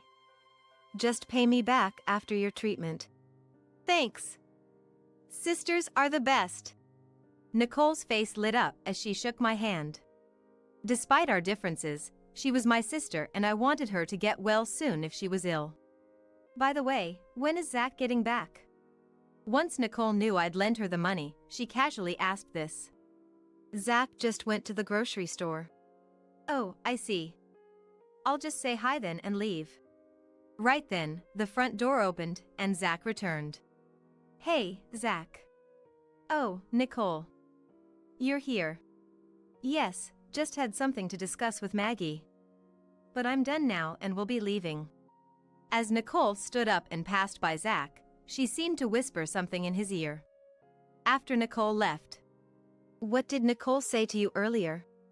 I asked, but nothing important. Zach evaded the question. I remained curious but soon forgot about it. The discovery of Zach and Nicole's affair happened a month later. I planned to visit Bob that day, but work got extended, so I postponed my visit to the in-laws' house to the next day and went home as usual. Alan was at the library, so only Zach should have been home. Why are there women's shoes here? As I took off my shoes at the entrance, I noticed a familiar pair of heels. They were the high heels Nicole wore over the weekend. Entering the house, the living room was empty, which relieved me momentarily. But then, from the bedroom, I heard faint, indiscreet voices of Zach and Nicole. What are they doing? I considered confronting them right then but hesitated at the last moment. What if Zach demands a divorce after being exposed? Alan wouldn't want to live with Zach. But I wasn't confident I could afford Alan's education fees alone. If we were to divorce, I wanted to wait until Alan had graduated from college. Frustrated, I decided to leave the house, pretending I saw nothing. Instead, I gathered evidence of the affair, taking photos of their traces and secretly saving the exchanges between Zach and Nicole from his mobile phone. It appeared they had been having an affair for about 6 months. Despite the anger boiling inside me, I reminded myself it was for Alan and endured, not exposing the affair. Another 15 years have passed since then, and Alan is now part of the working world. After graduating from college and leaving his first job early, Alan set up his own business and is now working hard as its president. And as the story goes, I had retired from the grocery store, but I was working a little at Alan's company. I had been giving Nicole money for her treatment bit by bit, but when her requests became too persistent, I grew reluctant to lend more and started ignoring her calls. In fact, the signs of Nicole and Zach's affair had disappeared about a year after it came to light. Zach probably got bored of Nicole. He changed his mind and chose to stay married to me. Knowing this, I couldn't bring myself to pursue the matter of the affair anymore and decided to pretend it never happened. But I realized my naivety when I heard about Bob's death. I got the news about Bob from Zach during the day. Bob had lived a long life until 95, but I was deeply shocked by the loss of Bob, who I had cared for so long. Bob, unlike Zach, was kind and considerate, so his passing felt like losing my own parent. Yet even then, Zach said, "Dad seems to have accumulated a lot of wealth, so that's exciting." Laughing. I was so angry that I thought of giving Zach a piece of my mind, but then I heard a woman's laughter from nearby. Oops, did she realize we're together? I was chilled to the bone at the sound of Nicole's voice. Had Nicole and Zach's relationship not ended after all? For 15 years, they had continued their affair without my knowledge. Realizing this, they seemed like an incomprehensible entity to me. "I'm going to marry your sister.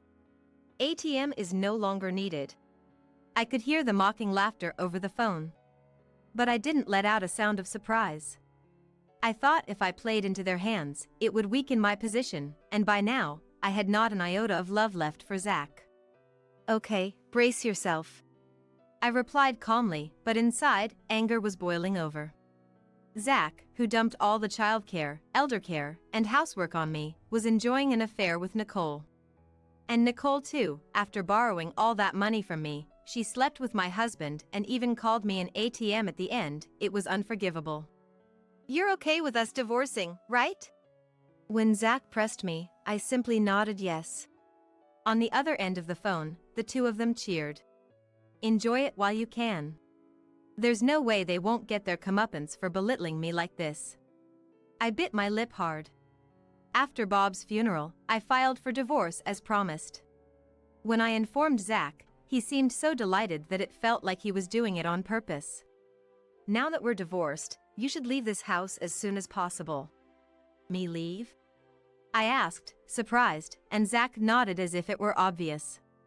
I'm going to live with Nicole, and you'll be living alone. This house is too big for one person. Anger turned to disbelief, and I said, okay. Too weary to argue, and agreed to Zach's demands. Though upset, I had already considered my living situation before the divorce. Leaving our home, I headed to Alan's, who was living independently. I had contacted Alan beforehand, and he welcomed his mom, who had just left Zach, with open arms. He's truly a kind son. I resolved to work even harder at Alan's company. A few days later, a man claiming to be a lawyer contacted me. When I went to the specified location, Zach, Nicole, and the lawyer were seated. I am in possession of a will left by Zach's dad, the lawyer said, and took out the will signed by Bob from his bag. I was surprised as I didn't know Bob had left a will. As Zach's only child, he was the legal heir to Bob's assets. Being no longer Zach's wife, I had no claim to any inheritance. Why was I called then? As I wondered, the lawyer read the will. Its contents were astounding. Bob had left half of his assets to me. That meant the field Bob owned was now part of my estate. While Zach would inherit the other half due to his legal share, he had surely not expected me to inherit anything. Why does Maggie get half of the inheritance? I'm his only son, I should receive it all. Dad was very grateful to Maggie for her selfless care, even though they were not related by blood. He meant it as a thank you. Bob. I was deeply moved by Bob's thoughtfulness. What the heck is this? I thought we could finally relax with the inheritance. Nicole twisted her face in frustration. The lawyer then mentioned that Bob's will had also left all of his debts to Zach, but it seemed Zach and Nicole were too upset to hear that part. I was overwhelmed with gratitude towards Bob, and before I knew it, tears were streaming down my face. Thank you, Bob. Seeing me in tears, the two of them seemed to grow even angrier, but the lawyer concluded. That is the content of the will. With that, Zach and Nicole seemed to snap back to reality. I'm not happy about losing half, but hey, we still have half of the inheritance left. Gotta thank the law for that. Zach said as he patted Nicole's shoulder, who nodded in agreement, right. Well, we'll be leaving now. We won't have anything to do with you anymore, so take care. They laughed loudly as they left. I returned to Alan's house, savoring Bob's last act of kindness. After receiving the inheritance from Bob, I continued working at Alan's place without incident, and before I knew it, 2 months had passed. That's when Zach called me, on a Sunday. Alan and I were both off work, relaxing at home, but my mobile phone started ringing insistently. Zach! The air froze between me and Alan as we realized it was Zach calling. Why is Dad calling? He abandoned you, and now what does he want? You don't have to answer. Alan said so, but the phone kept ringing persistently. Irritated, I decided to answer to silence Zach. What is it, calling me repeatedly? You said we wouldn't have anything to do with each other ever again. I answered with a tone of annoyance, but Zach seemed not to hear me and started talking frantically. Hey, what's going on? Why are you working at Alan's company? And why is Alan's company being featured on TV? And what's with showing your fancy house? Zach's near hysterical voice echoed through the phone, causing Alan to frown. You saw the TV. I realized why Zach was calling all of a sudden. Recently, a TV station had interviewed Zach's gym, and it was broadcast yesterday. Alan's gym, which combines a gym and cafe, had caught the TV station's interest due to its novelty. Since opening, the gym had rapidly increased its membership, and Alan appeared on TV as a successful young entrepreneur, even showcasing our home as Zach mentioned. The house we live in now, Alan's home, is quite luxurious, far surpassing the neighboring houses in size. So Zach saw Alan's house and was shocked enough to call. "What do you mean you guys are living in such a big house? Over here, Nicole used up all of Dad's inheritance, and I even got left with his debts. Damn it, I didn't hear about that from the lawyer back then." Zach yelled angrily over the phone. But back then, the lawyer did mention that Bob had left all his debts to Zach. It wasn't my fault that Zach had not listened, and it was none of my business.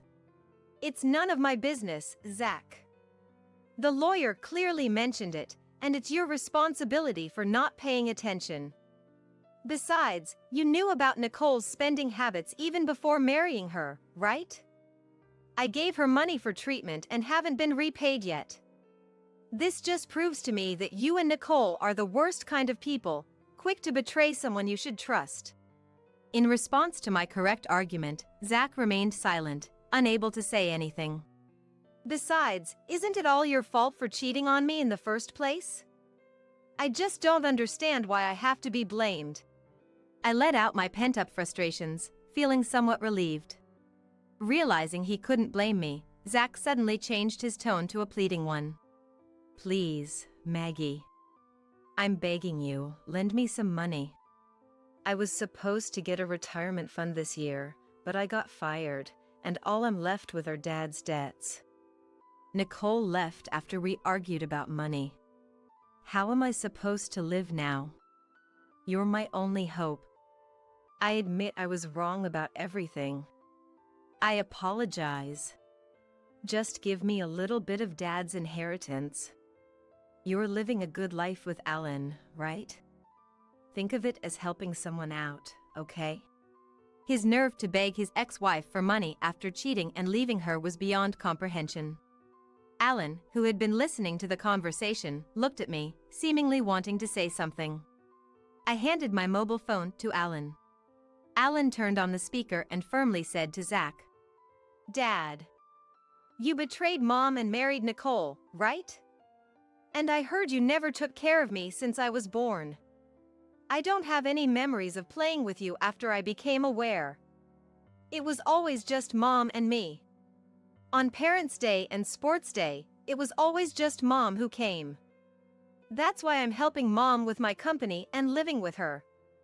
Why should I, who you never did anything for, lend you money? My only parent is Mom. I won't give you a single dollar."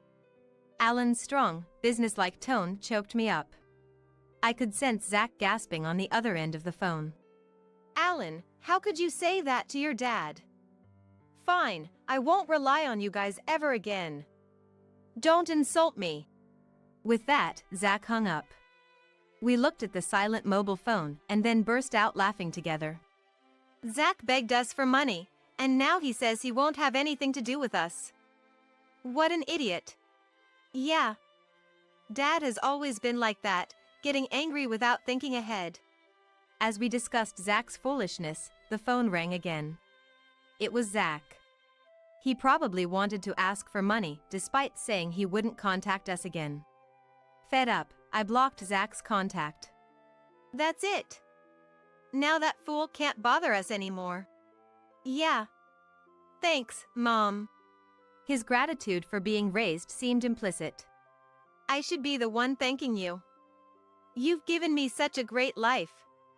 No matter how old you get, you're still my precious son." We reaffirmed our bond as mother and son, grateful for each other's presence in our spacious home. A few days later, my sister Nicole called me. Her request was almost identical to what Zach had said. I couldn't fathom lending more money to Nicole, who hadn't even repaid what she owed me. In fact, I hadn't yet demanded compensation for her affair with Zach, so I successfully sued both of them for damages through a lawyer. They ended up getting divorced after being married. Their marriage only lasted for 2 months. Zach was even worse off than Nicole. The negative inheritance he received from Dad was too substantial.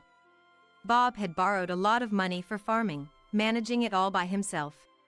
I hadn't known about it. While caring for Bob, he often complained about Zach. Bob was able to forgive Zach for not taking over the farming business, but the fact that he didn't take care of Alan and not visit his own father was unforgivable. He was also furious with the way Zach treated me, and I always tried to soothe him, saying it was okay. If kind Bob was that angry, Zach must have been quite a negligent son. All of Zach's expected retirement funds were gone due to his dismissal for misconduct. Rumor has it he even tried to embezzle money from his bank to pay off his debts. Had he just worked quietly until the end, he would have received his retirement money. His greed was his downfall. Now, while receiving a pension, he seems to be working 3 part-time jobs to pay off his debts. Starting a new job at 65 and being taught by younger people as a newcomer must be shattering his pride. Although he has worked as a bank employee for many years, his part-time job as a new employee involves a lot of odd jobs. A hard adjustment for someone who never did housework, childcare, or elder care. He'll likely give up soon enough. For Zach, who neglected his son and cheated with Nicole for years, it's a fitting punishment. I hope he manages until the end. As for me, I'm still working energetically at Alan's workplace. The staff, who are around my child's age, treat me very kindly. Our workplace is always full of smiles, attracting many customers. Alan recently got engaged to a girl a year younger than him and introduced her to me. She's a wonderful, sensible young lady. Well respected at work. I was planning to move out when they married, but she insisted we live together. I'm grateful for her kindness and looking forward to our future together. You're the low-educated, incompetent employee which Mom told me about, huh? Suddenly, I was tasked with conducting an interview. My interviewee was Catherine, a daughter of a director who was scheming nepotism. However, she started laughing loudly, crossed her legs, and began to look down on me, bringing the interview to the verge of collapse. I couldn't believe the company was considering hiring someone like her. Later, when the director heard my report, he began to tremble. I'm 32 years old. After graduating from college and switching jobs once, I'm now working steadily at my current company. I usually work in the HR, and my boss, Jacqueline, the director, is someone I deeply respect. Because she is always cheerful and highly trusted by everyone around her. Though I respected the director, I often felt something was off. But I couldn't figure out what it was and continued to work with her for 5 years. Finally, I grasped what that feeling was about. It became clear when the director suddenly had to step away, and I was asked to interview her daughter as a stand-in. This led to an unbelievable fate for both the director and her daughter. Sorry to ask, but could you interview my daughter? Don't feel pressured just because she's my daughter, just treat her like usual. Understood. Leave it to me. She must be excellent, being your daughter. Thanks. I have to go now. Good luck. One day, I was suddenly asked to conduct an interview. The director had an unfortunate schedule change with a client and had to rush to a meeting room with the chief. But today was also the day her daughter was coming for an interview, so she asked me and my colleague Nancy to take over. Since we had no particular plans, so we happily agreed and saw the director off. Since the interview wasn't until the afternoon, we continued our usual work until then. I thought it would just be a formal interview, considering she was the director's daughter. After joining the company, the director's daughter was going to work as my colleague. Apparently, someone in our department was transferring next year, and the director recommended her daughter to fill the vacancy. While I was looking forward to it and working, someone tapped my shoulder. I turned around to find Isabel, the chairman's daughter, standing there.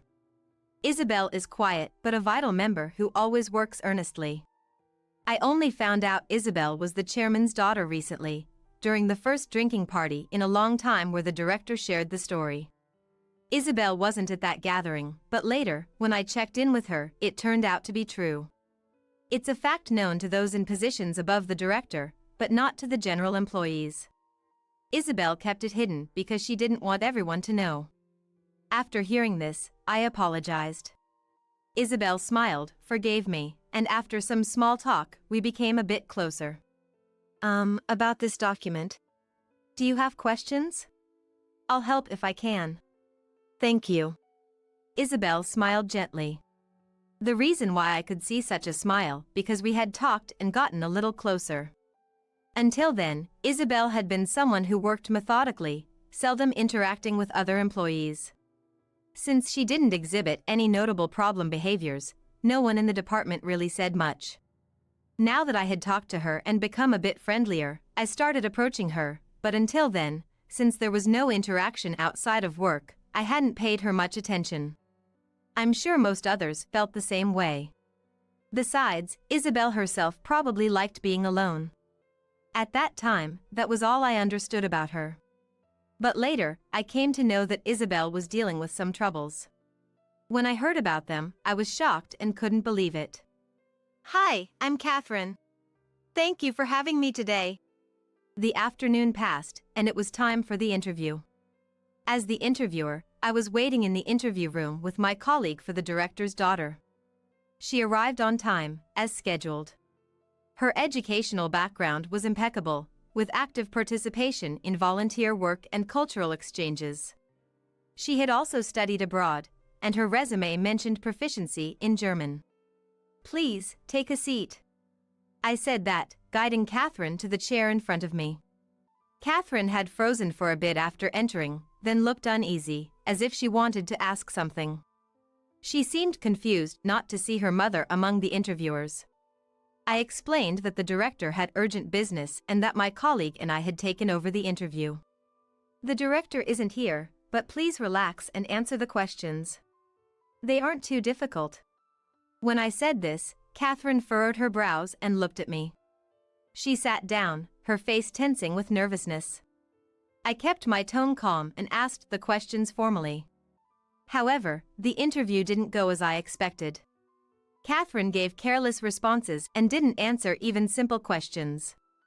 I didn't show it, but I was very surprised inside. I had checked her resume and imagined her to be a competent person, so the contrast was startling. Are you nervous? Concerned, I asked this, to which Catherine looked at me with her eyes narrowed. I hope you don't mind me asking, but are you really standing in for my mother?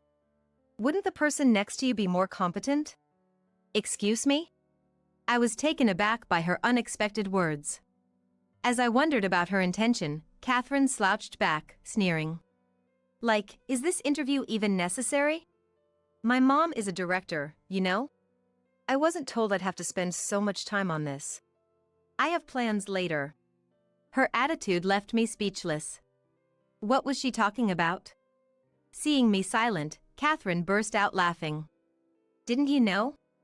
It's as if I'm already hired. Unlike you, I'm competent. Please watch your language. We are in the middle of an interview. I don't care what you think, but please answer our questions properly. When I retorted irritably, Catherine closed her mouth in displeasure. I had high hopes knowing she was the director's daughter, but now I couldn't deny feeling disappointed. However, since she said she is joining the company, I tried to persuade her. But it seemed nothing got through to Catherine. She absent-mindedly fiddled with her nails, not even trying to make eye contact. It's kind of funny how desperate you are. I do want a job, but I'm not exactly enthusiastic. I just need enough money to live. Even so, working comes with responsibilities, right? You understand that, having come for the interview? I heard this company has a good work-life balance. It is impossible for someone as incompetent as you to convince me. Do you get it?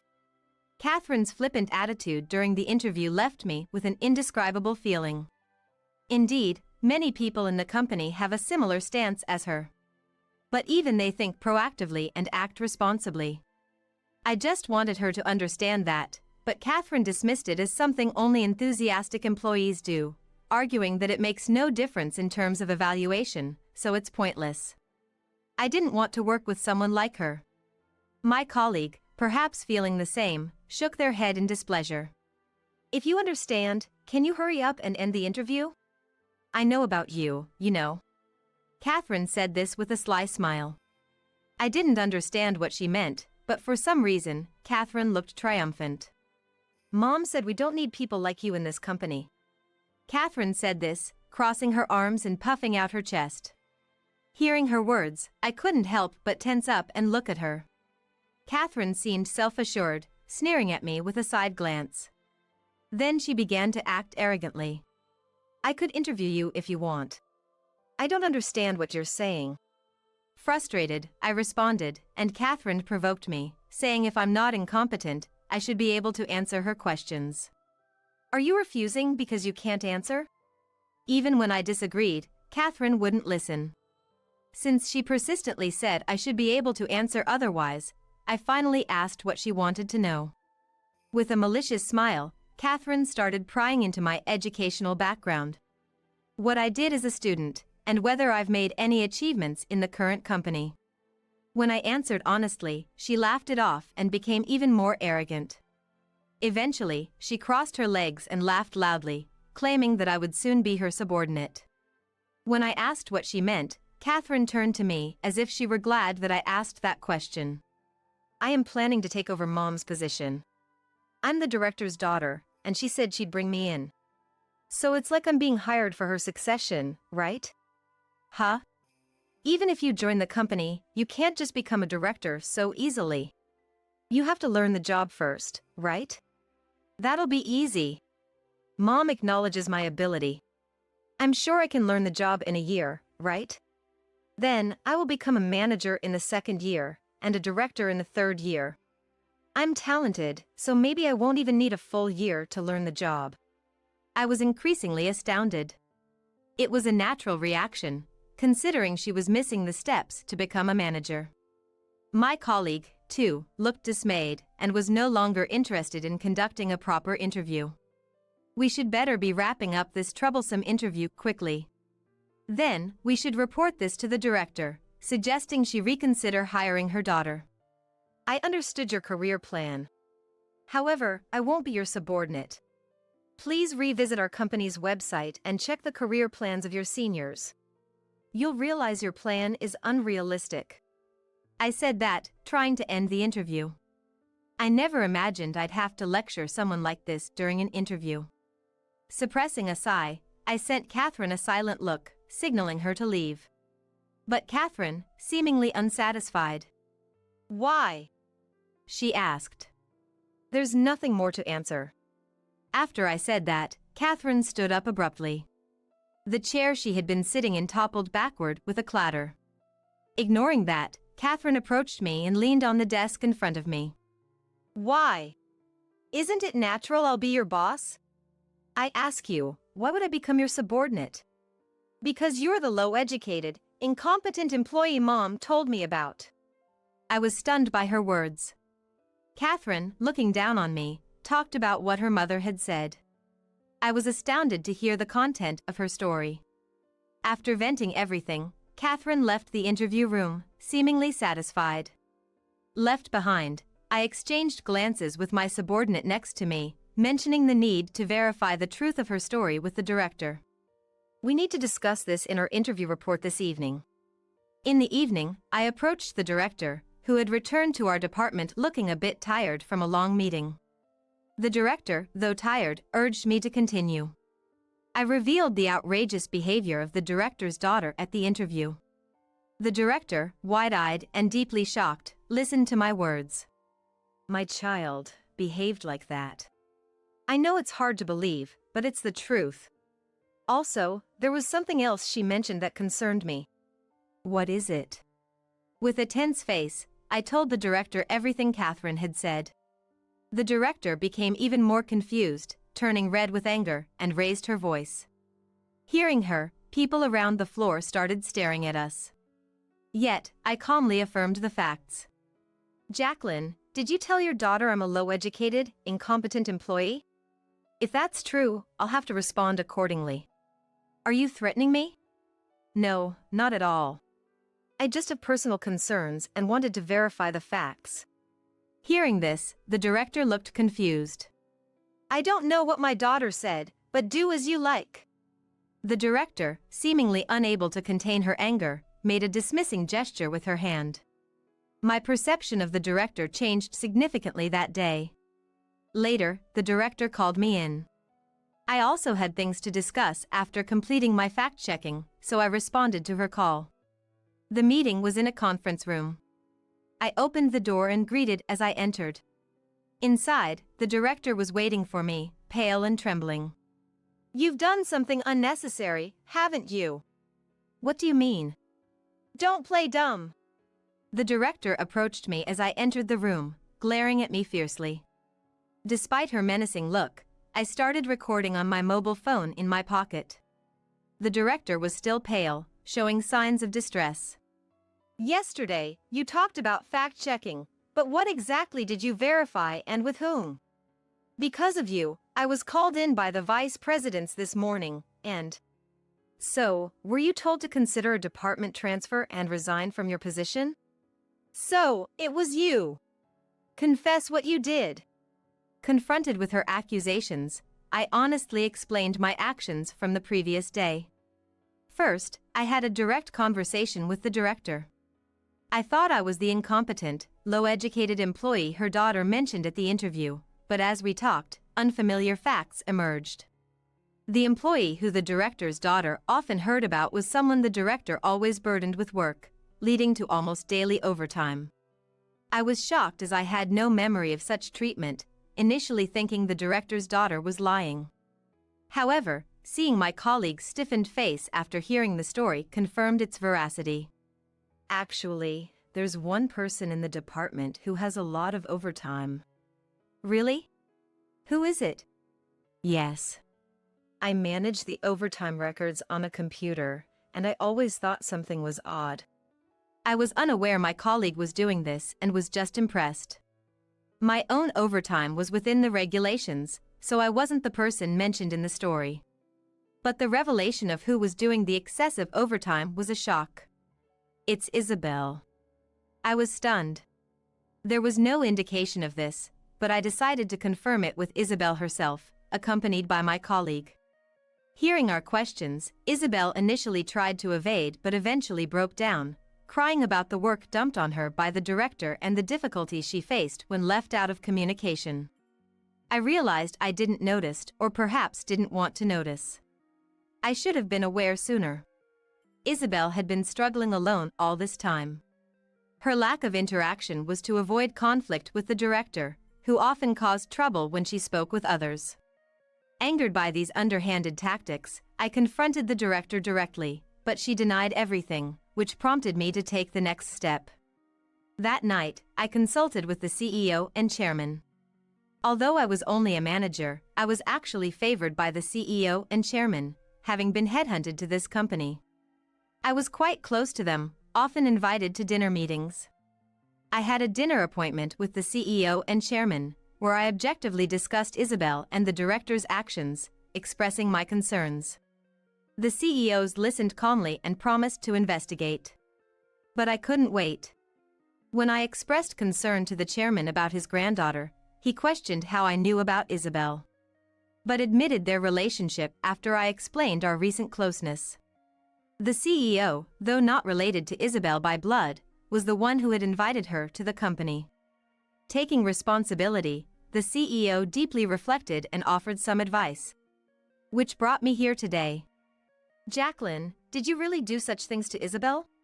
When I asked this, the director, initially flustered, finally admitted her actions as I persisted. At first, I didn't. But then, thinking she might be the next CEO as a chairman's granddaughter, I panicked. Were you aiming for the CEO position, Jacqueline? Yes, is that so wrong? I've devoted myself to this company for that. I thought I finally became a director and next would be the CEO. I can't let her get in my way. Hearing the director's ambition, I was taken aback. But it seemed she had greatly erred in her methods. Furthermore, if she had truly achieved significant accomplishments, the CEO would have recognized her.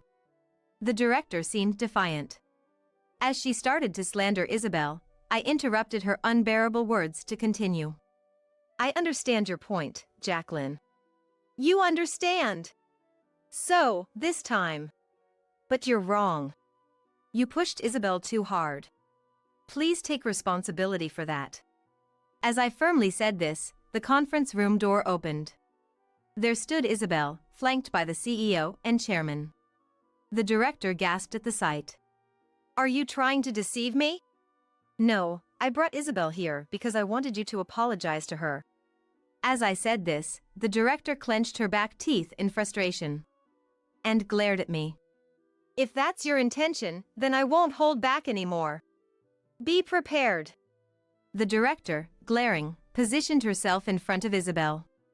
She then turned her fierce gaze on Isabel and appealed to the CEO and chairman standing beside her. Please listen to me. You are being deceived. These two conspired to overthrow me. The director, with clenched fists and a stern face, made her accusation strongly. The CEO and chairman, displeased by the director's words, watched as she fabricated a story about how we pinned our mistakes on her. I didn't do such a thing. This all started when I investigated what your daughter said during the interview. You admitted it, didn't you? Please take the responsibility. No. I only admitted because I was forced into a corner. Where's the proof my daughter said those things? We have the interview recorded. I'll ask Nancy to bring it right now. Please wait a moment. I immediately called my colleague, who quickly brought the interview recording to the conference room. We projected the interview footage, the report, and Isabel's overtime data with the room's projector, showing them to the CEO and chairman. Still, the director didn't give up. She accused me of threatening her daughter during the interview to coerce damaging testimony, and claimed I manipulated Isabel's overtime data using my colleague. I was deceived. This woman has been carrying out a meticulous plan. I realized it too late. The director even began to fake cry poorly. Then she called Catherine, put it on speaker, and asked if I had threatened her during the interview. Catherine, maintaining her usual tone but becoming angry upon hearing my name, said the interview was terrible. My daughter says this. Do you still believe her? Are you saying I bullied and cornered Isabel? Just because she's your cute granddaughter, you're playing favorites? That's absurd. The chairman and others looked displeased at her words. I decided to present my final piece of evidence. I have an audio recording of you admitting what you did to Isabel. It's from our conversation before Isabel and the others arrived. Please give up and admit it. And apologize to Isabel. I played the audio of our earlier conversation from my mobile phone. Hearing her own words and realizing I had recorded the conversation, the director clenched her back teeth in frustration. This is a clear violation of compliance. The director had no further rebuttals. The CEO and chairman then informed her that a meeting would be held to discuss her future sanctions and advised her to prepare any counterarguments by then. Hearing this, the director slumped in her seat with a look of despair on her face. Subsequently, the director was stripped of her position. Her salary was reduced, and she was transferred to a small, regional department. It's unlikely she will ever return to a director's role, regardless of her future achievements. Naturally, Catherine's job offer was also revoked. Catherine, outraged that she was treated this way because of her mother, stormed into the company but was quickly restrained by security and taken away. According to a rumor, the director, who was already divorced, recently disowned her daughter and is now living alone in an apartment near her new department. I received thanks from Isabel. Furthermore, I was promoted from manager to director and am now working as the director of human resources. While I was genuinely happy about the promotion, I also regretted not realizing the situation sooner. Still, Isabel is strong. Since the director's departure, she seems to have regained her spirits over time. Seeing this brought me relief. I enjoy my work at this company. I hope that one day Isabel will come to feel the same way. Hey, mister. I'm the daughter of this company's owner, all right? My dad's the boss. Don't lump me with these lowly, poor employees. Surprised by both her vulgarity and her true identity, my dad paused with a shocked expression, then cleared his throat softly. Meanwhile, Carol wore a smug look, as if she had just made a grand statement. Remembering that Dad originally came to our company for business, I realized we couldn't afford to cause any more trouble. So I tried to apologize to Carol. Just then, Dad spoke in a low voice. So, the lower ranks are the poor employees, huh? Maybe it's time to revise the salary structure. He muttered this almost to himself. What? Are you mocking me? Fine. Mister, what's your name? Which subcontractor do you work for? I'll tell Dad about you. It might just be your fault if the company goes under, Carol retorted. Dad, looking slightly puzzled, thought for a moment before breaking into a smile. Then, let's go say hello to the boss. Lenore and the others, come along. Everyone except Dad looked shocked, but he walked ahead. Not wanting to be left behind, we hurried after him. My name is Lenore. I'm a hardworking 28-year-old. The company I work for is quite large, and I work tirelessly every day. My dad, concerned about me, contacts me once a week, but I always reply with, "Don't worry." Trying to reassure him, almost forcibly. His concern is probably because he wants to recruit me to his company. 7 years ago, when I was still a college student, I was busy with job hunting every day to secure a job offer. Dad, who runs his own company, once invited me to join his company, saying, "Why bother with job hunting? You can just come work for my company." It's not that I didn't want to go to his company, but I didn't want to rely on such connections. I wanted to succeed on my own merit. And I wanted to work alongside him, as an equal, once I was fully competent at my job. I explained this and persuaded him. Reluctantly, he agreed, and I joined my current company. It's been 6 years since I started working here. Now, I have more responsibilities, and I even have subordinates. And it's our busy season. It's not uncommon for our department heads to be absent from the office for an entire day during this time, and sometimes I can't even sit at my desk for more than 30 minutes. We're that busy. I don't have the luxury of constantly worrying about Dad's feelings. Today, I've been bustling around the office since morning. Even amidst the rush, a shrill voice caught my ear as I passed by a meeting room, prompting me to stop. The door was slightly ajar, and peering inside, I saw a woman with a tray bowing her head before another woman who sat arrogantly, berating her. "How many times do I have to tell you? I don't like coffee, I want Coke." It seemed the employee had brought the wrong beverage. The angry woman looked younger than me, but whose guest was she? A frequent complainer, perhaps? It's disgraceful to fuss over complimentary beverages. I wondered what her parents would think. Just as I was about to open the door and intervene. "Ah, there she goes again." I heard a voice behind me. Turning around, I saw my colleague Sissy peeking into the room. "You scared me. Don't just start talking out of nowhere." I chided her in a whisper, careful not to be overheard. "Sorry, but it's unexpected to see you peeking, Lenore," she said with a mischievous grin. Sissy is only a year younger than me, even though she's my subordinate. We get along well and often go out for drinks. Professionally, she's my subordinate, but in our private lives, we're like friends. I wasn't peeking. "By the way, Sissy, do you know who that woman is?" I asked. "Oh, she's quite notorious around here," Sissy replied with a slight smirk. "That's Carol, the boss's only daughter." "His daughter? But why is she here?" I inquired, puzzled. "She occasionally comes to play around like this, throwing her weight around with the staff. No one dares to contradict her because she's the boss's daughter." As Sissy explained, Carol continued to berate the employee. "Go buy me a Coke! What's your name? I'll tell Dad!" she shouted.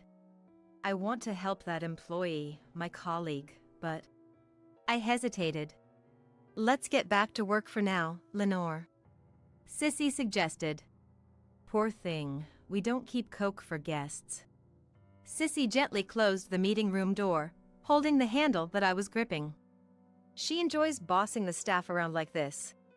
She never actually reports anyone. Last week, it was ginger ale. You have work to do, Lenore. She's not worth your time. Her words reminded me of the tasks I had to complete. Sissy, are you free now? Want to come to the warehouse with me? Sure.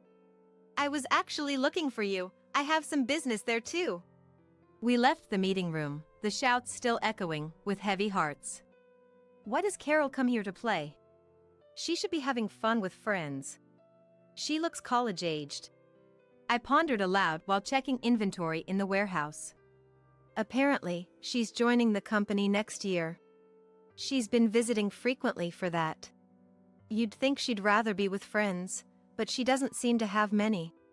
Sissy commented. True. I mused, feeling uneasy about Carol. Shouldn't she value the employees who support her family's business? Especially since they'll be her coworkers and supervisors next year? It's not right to treat them as mere playthings. Does she not realize she's embarrassing her parents? As I pondered these things, the pressure of my pen on the inventory notes inadvertently grew stronger. Noticing this, Sissy glanced at my notes. I get why you're angry, Lenore. She's exactly the type of person you dislike the most, she said with a wry smile. That's true, but what really irks me is the boss and the executives who say nothing. They should reprimand her for such behavior. Apparently, she's an overindulged child, born late in her father's life. Sissy explained with a gentle smile, easing me back into work mode. Thanks to her, I managed to finish the warehouse work surprisingly quickly. Exhausted from the day, I was heading home when my mobile phone rang. It was a message from Dad. Lenore, I'm coming to your company tomorrow for a business deal. If you're free, I'd like to see you. I was surprised. Dad was visiting my office? The company I work for is in the same industry as his company, and I knew they were connected, but it was the first time he had shown his face at my company in the 6 years I've been working there. I hoped to see him, but it really depended on timing, so I just replied, If I'm free, I'll come and see you. Let me know. And then closed the message. The next day, my office was busy, but things started to calm down by lunchtime. While eating, I received a message from Dad. I'll be at your company soon. I checked the time and decided to wait for him outside. As I got up, Sissy, sitting next to me, asked, Where are you rushing off to, Lenore? It's still lunch break. Oh, my dad is visiting the office today. I thought I'd go say hi since it's been a while. What? Can I come too, just to greet him? She asked excitedly. Sure, let's go together, I agreed. Sissy followed me, checking her reflection in the window and fixing her hair. I was pleased to have such an eager subordinate.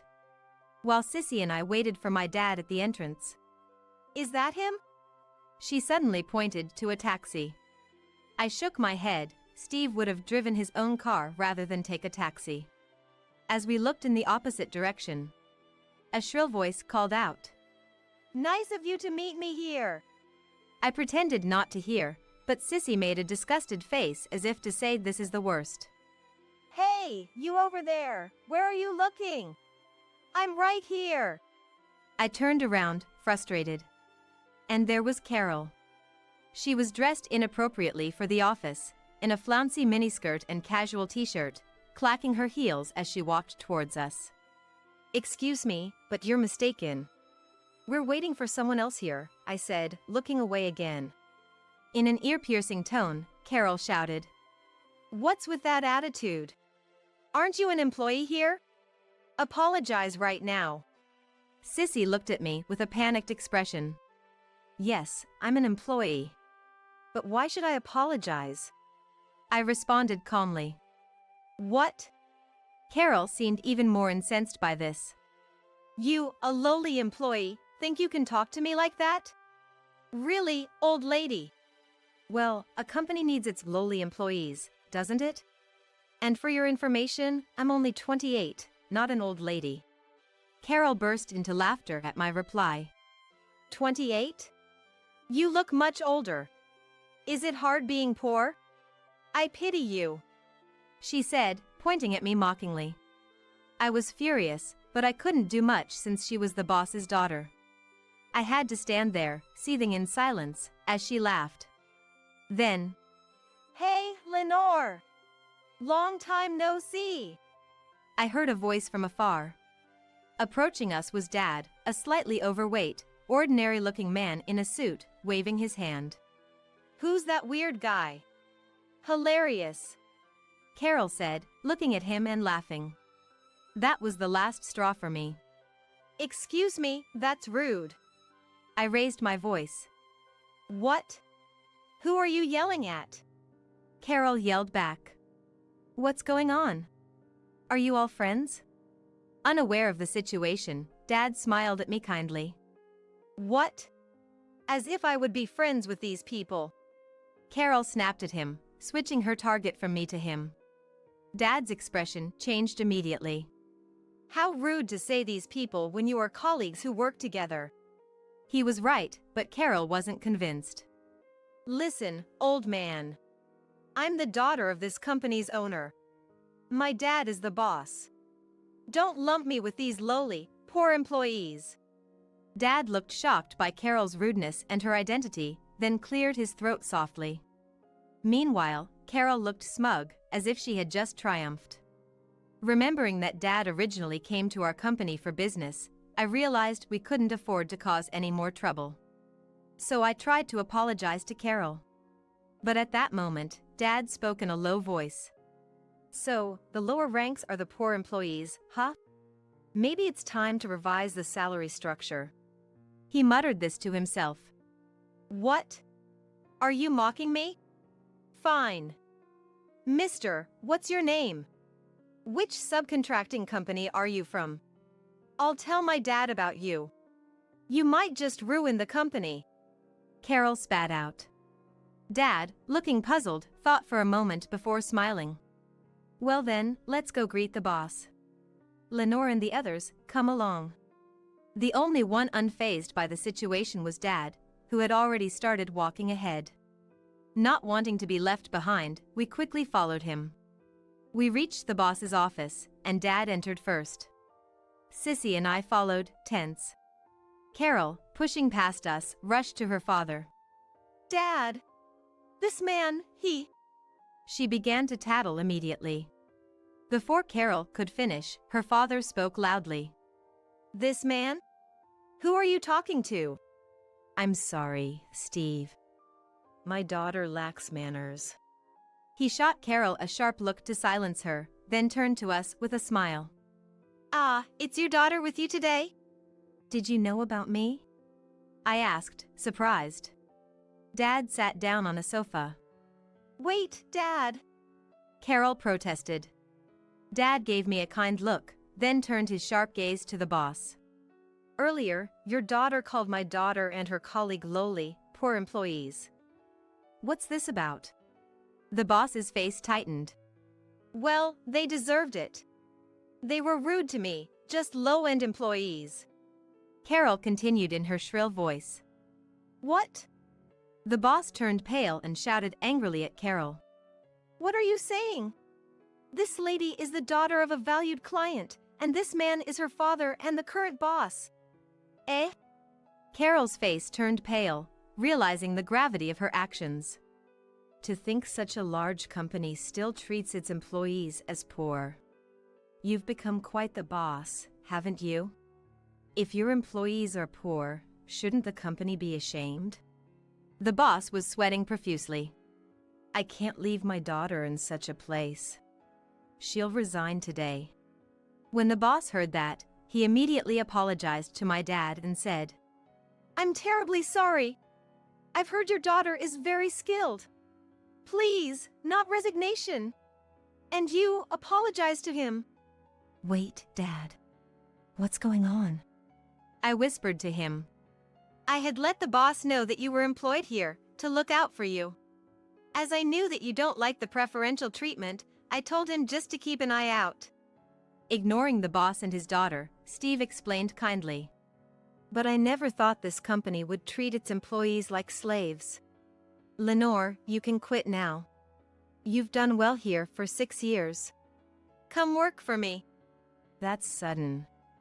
I can't just leave in the middle of the busy season. I protested. Dad seemed a bit exasperated by my response, but he eventually agreed. All right, if you insist. After this busy season, come work for my company. And you, it must be uncomfortable staying here after this. What do you say? The industry is the same. He kindly offered this to Sissy. Yes, absolutely. Sissy replied immediately. Wait, Sissy. I haven't decided yet. I protested. Sissy looked at me quizzically.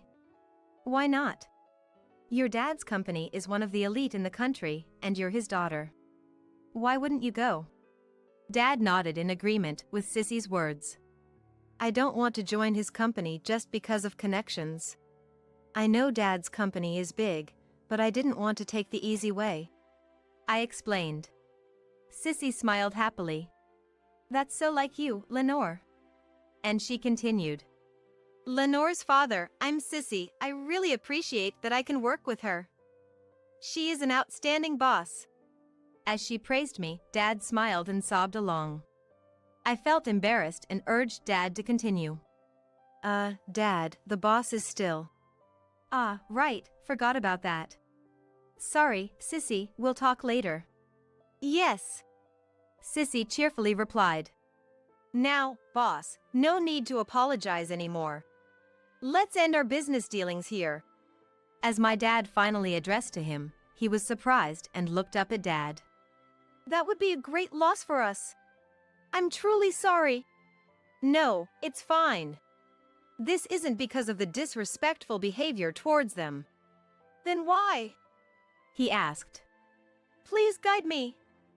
I'll improve anything. I'll definitely make improvements. The company would suffer a huge blow if they lost their dealings with Dad.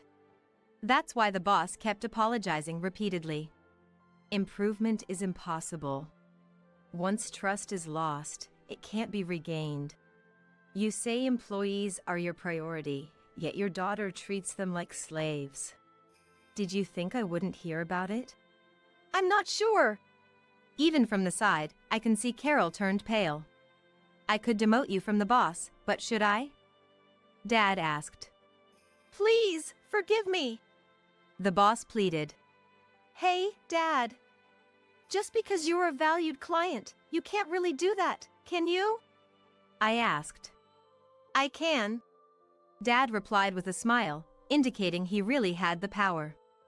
I don't inquire deeply into the relationship between the boss and Dad, but Dad might be more powerful in this industry than I thought. With this realization, the both attitudes of my dad and the boss make sense. I won't go that far since I'm not a child, but I will end our contract. Thank you for your business. With that, he stood up, straightening his suit. Please, I'm begging you. Just for this term, please reconsider. How about a promotion for your daughter? No, a raise. She can even become an executive right now. Dad, exclamation question mark, but you said I would start from manager because of how it looks to others. An immediate promotion to executive is impossible. At that moment, my dad's look at the two changed to one of disdain. And the boss's pleading eyes were fixed squarely on Carol. Despite this, Carol still seemed dissatisfied with the difference between what her father had said about my position and her own treatment. I almost felt sorry for the boss with such an oblivious daughter. But I had reached my limit and couldn't hold back anymore.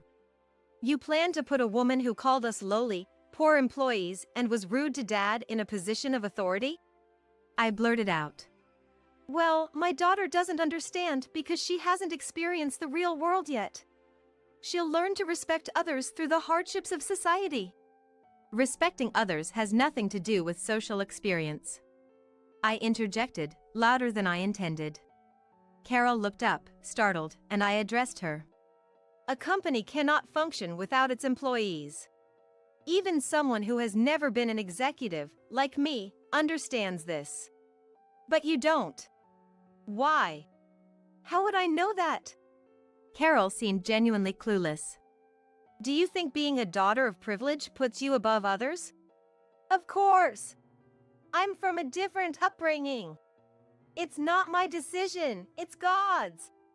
To Carol's nonsensical reply, I forced a smile. Then, as the daughter of this company's boss, I'm higher than you, right? You'll listen to me? My smile was apparently so frightening that Sissy later told me it scared Carol, whose composure vanished. Fine, what do you want? This company is not your playground. If you want to play, go find your college friends. Carol hung her head in shame, her face flushed. Sissy quietly applauded me. Well said. That's my daughter. Dad laughed heartily. After that, Sissy and I spent a hectic month at work. But the second half of the busy season was unexpectedly calm.